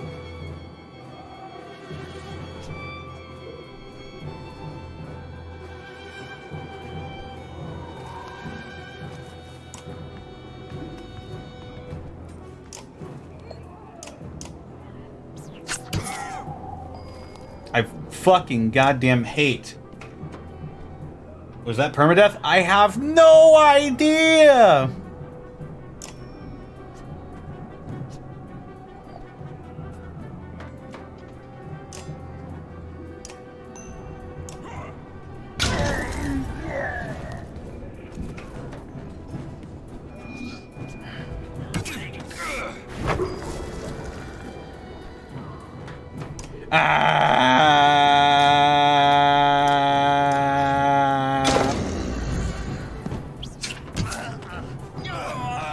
Oh, fuck.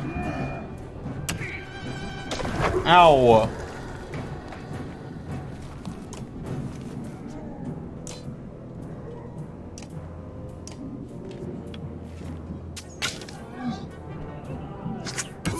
Oh.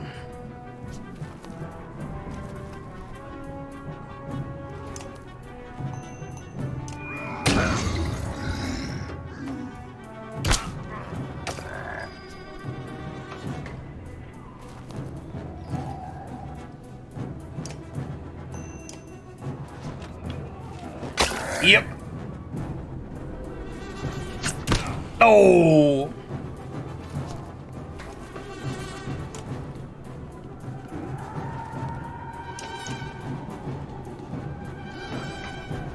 Oh.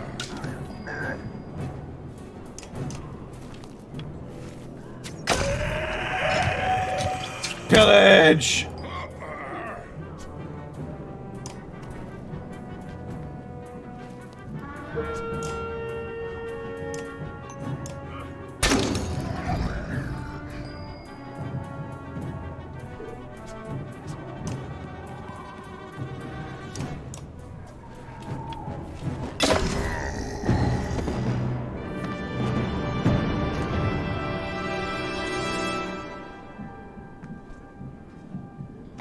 Grudge wielder.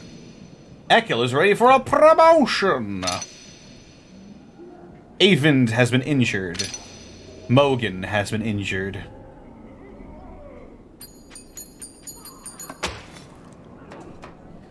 Woo. The stone singer falls hard. A howl like a hurricane sweeps across the bridge. The dredge part like a black sea. From their depths steps a crimson behemoth, and a wave of sheer terror hits you like you've never felt before. Bellower. Get the mender out of here, Ivor hisses, and run. Your legs move almost with a will of their own, though you can't pull yourself away from watching what happens next. Oh, fuck.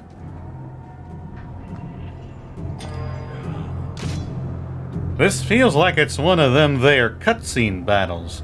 Gods, what was I thinking?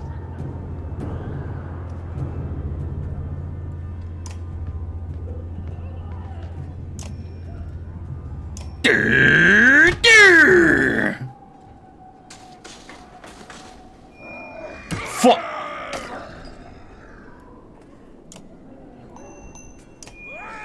Die.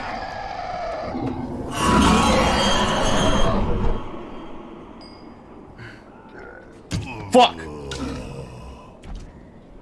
Oh shit, his arm!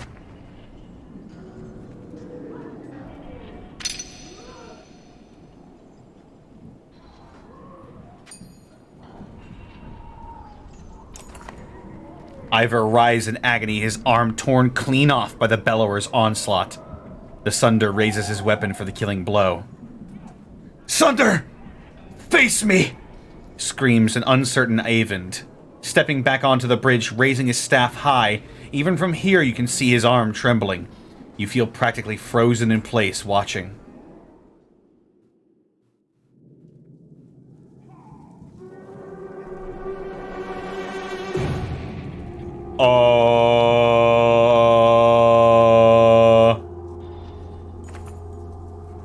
Avend recoils in terror from the massive serpent that has appeared in the distance, and even the bellower backs away. It leans in close to inspect the two armies, flicks its great tongue, and then indifferently lurches over the mountainside and out of sight.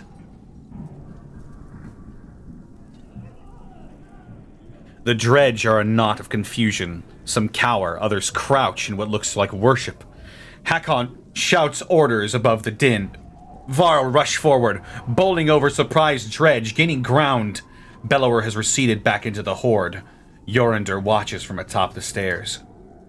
"Hurry," says Avend, suddenly pulling at your arm, snapping you into the moment. You rush to Ivor, lying on the ground amid the fighting, still breathing despite missing an arm, and dragging him back to the city. Ivor gets cool robot arm? Oh, wow.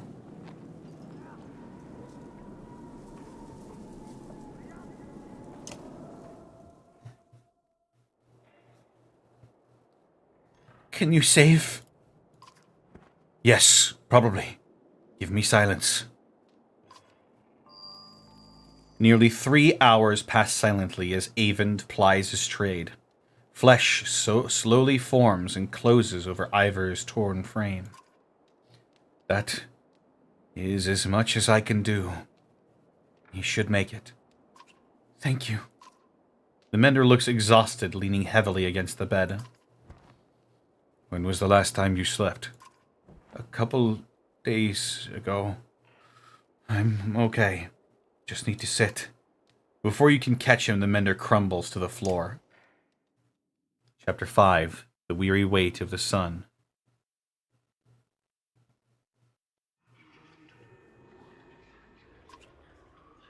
Exemic. Your sight swims as if underwater. Memories fly away like startled ravens before you can capture them. With great effort, you remember who you are. Juno. Oh, fuck!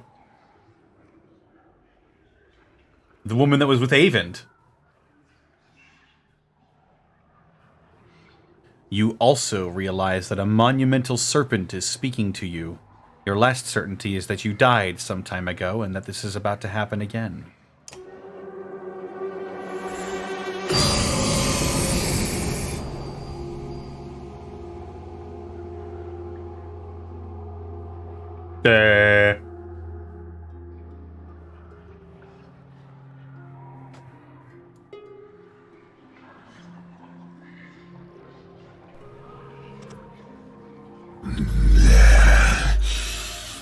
Frustrating.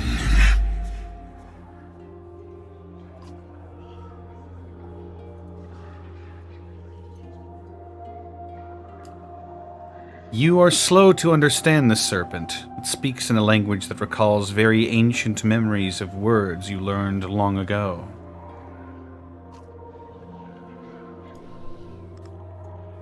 If you are not going to die, I suppose we must speak instead.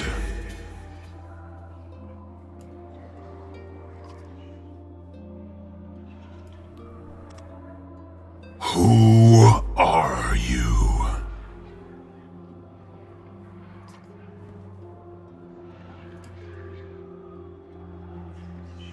My name is Juno.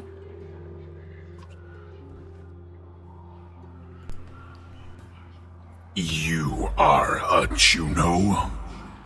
It means nothing to me. Maybe I have asked the wrong question. What are you? What is your purpose?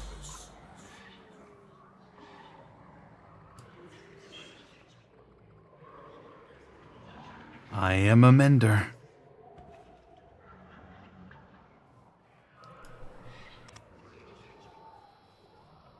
Mender?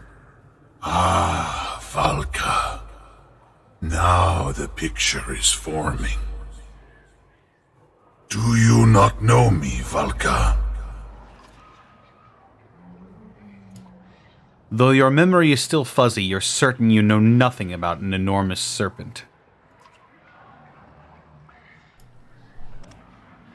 What do the prophecies say?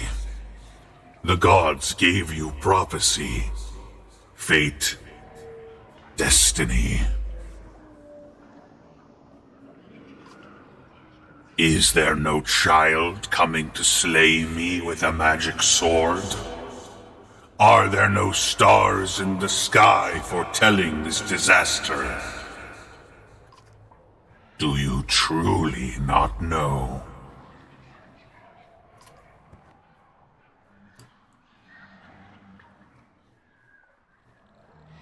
I will know if you tell me.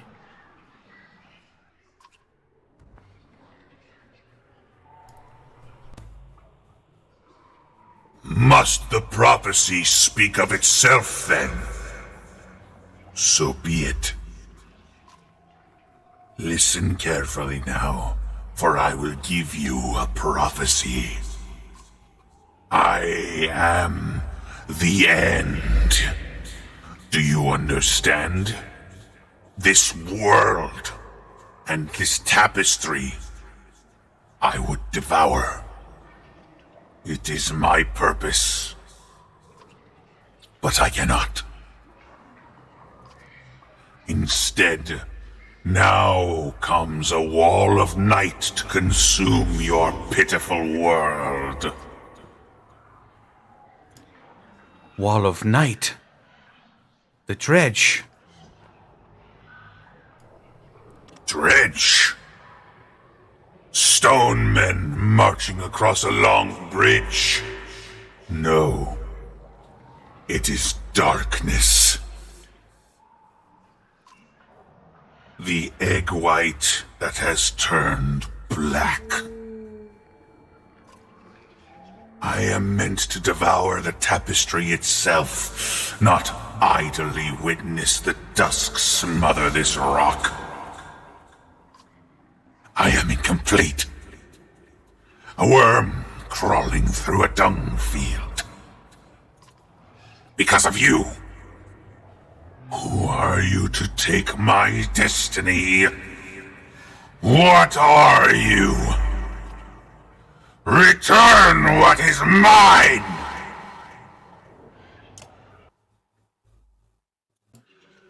Uh-oh.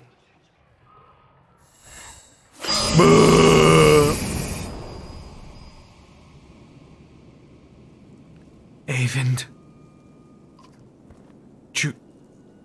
Juno? You're alive. You're alive! How?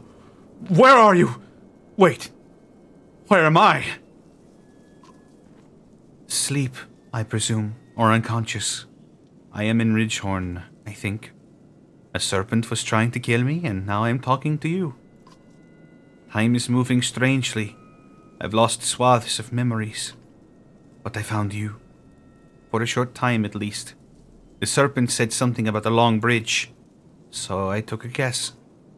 It came after you? We saw it at Einertoft. Are you okay? It tried to turn me to ash after we spoke. I'd be surprised if that's the last we've seen of it. It could tear the land apart or crush cities if it wanted. What do we do? It gets worse. A prophecy of gods that I've never heard. There are still prophecies out there? It was vague. Sounded like that serpent was supposed to swallow the world. Instead, some kind of darkness or nothingness is seeping in from the north. It devours whatever it touches. That would explain why the dredge are swarming up on us like someone kicked an anthill. Eyvind, are you in danger? You could say so. Bellower is here. The Var are holding him off, but not for much longer, I think. Of all Disunder, why the immortal one? Bellower, that is the worst of luck. I would have you come to me, but we will have to do it this the hard way. Listen closely. I will return to Strand and find passage down the Red River. You must leave Einertoft and meet me in Sigerholm. Juno will never make it to Sigerholm. Bellower is about to overtake us. The Var won't listen to a thing. Find a way. Do whatever it takes. I will not be able to contact you again before Sigerholm. Go. And Eyvind. Yes. I love you.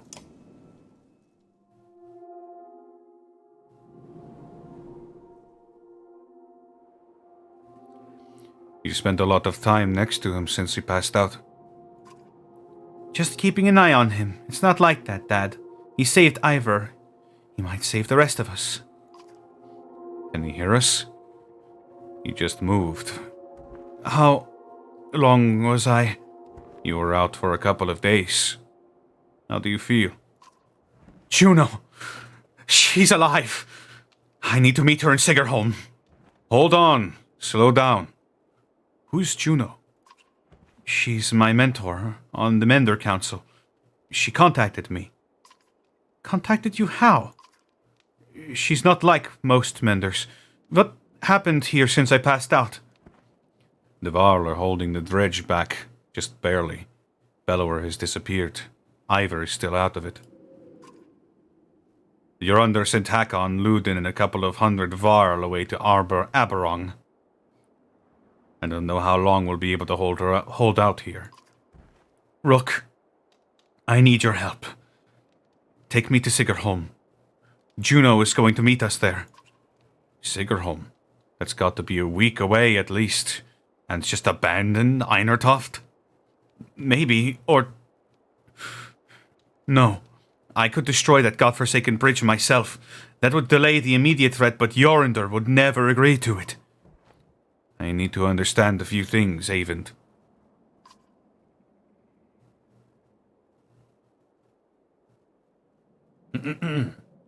Why won't the Varl King destroy the bridge? I can't completely understand it myself. The last time I mentioned it, he made his mind very clear.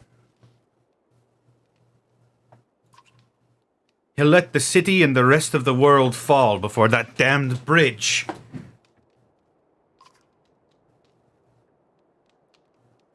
How would you collapse that bridge by yourself? Not by myself. I could blast it apart, but the bridge isn't made to fall.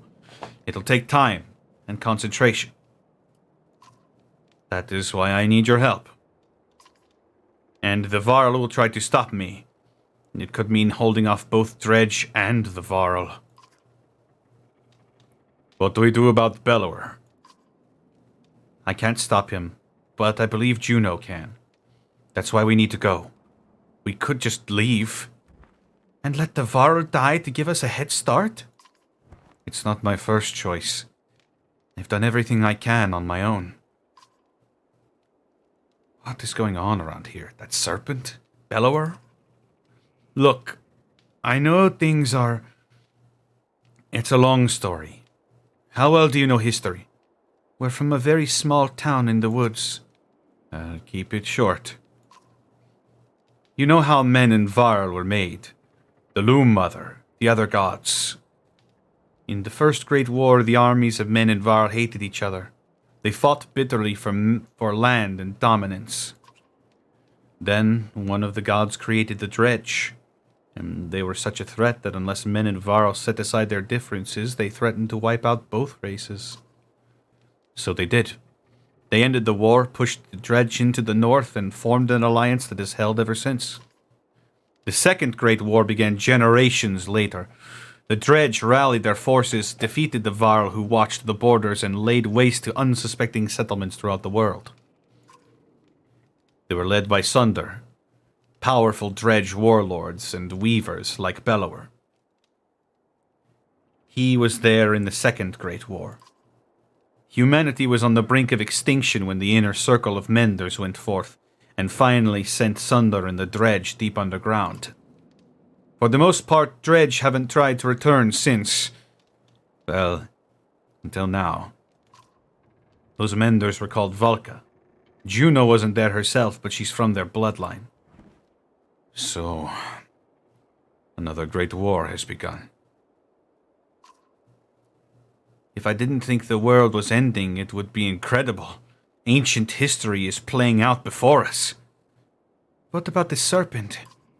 That's another story. There's nothing in the Menders' libraries about that thing. It must have something to do with the Dredge returning. That seems likely. I need time to think about this. I understand. Be quick, Rook. There has to be some way to... I can't believe the Varl would be so stubborn. Speak to Jorinder yourself. He's in the Great Hall. Maybe you'll have more luck. Or maybe he'll put your head on a spike. Rook, I hate to put all of this on your shoulders, but I've got few friends here. Come to a decision quickly. Either way, we can't stay. We have to make it to Sigerholm. Juno will know what to do. Holy shit! Chat.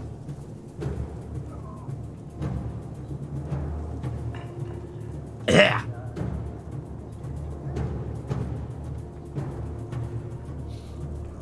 That was a rousing round of Banner Saga. Holy shit. This game is hard, but good. But it's past midnight now, and I think I'm going to go ahead and call it there. So thanks for stopping by, everybody. And thank you for all the raids, everybody coming in.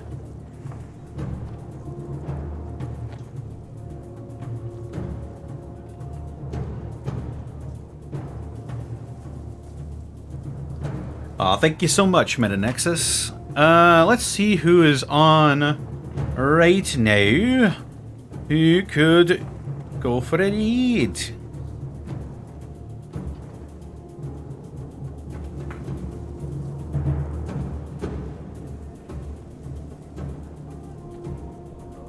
Not many. Let's see.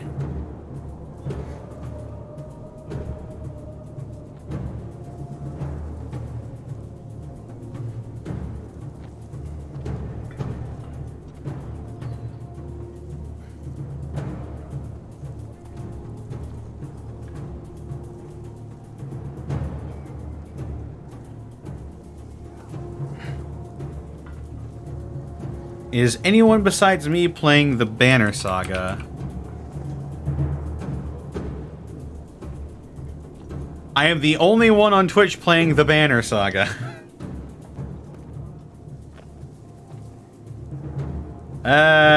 Shit.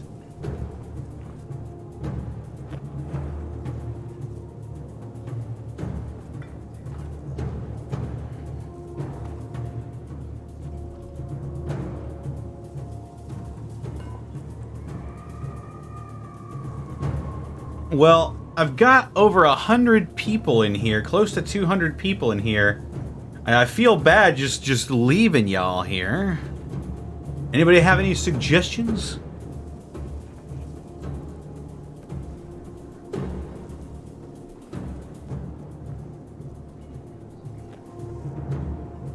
Let's see if anybody's playing any Dungeons and Dragons.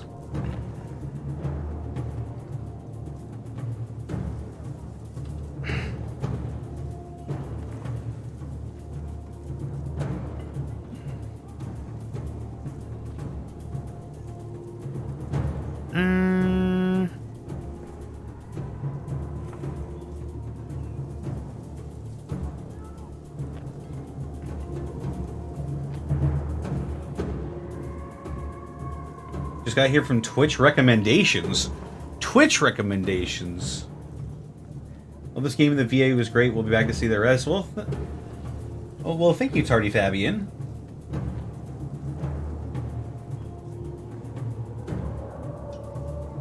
Let's see. Who's gonna get this raid? Also, Twitch recommendations.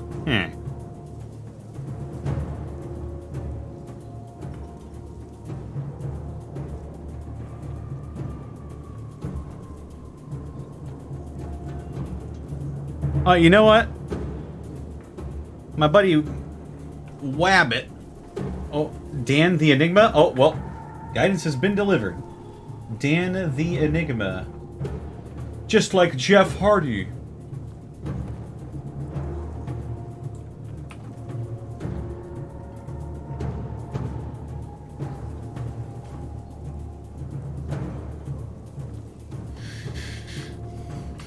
Raid Dan the Enigma.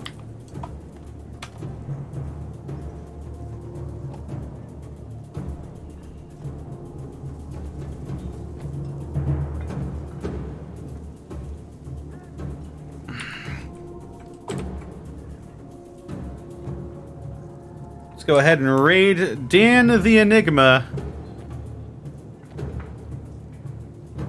And our raid message will be...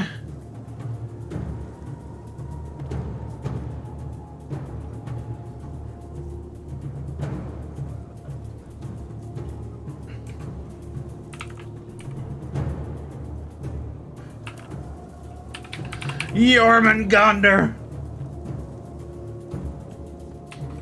Jormungandr! Take care, everybody. I will see you tomorrow for Roll With Me. Have a good bye, everyone.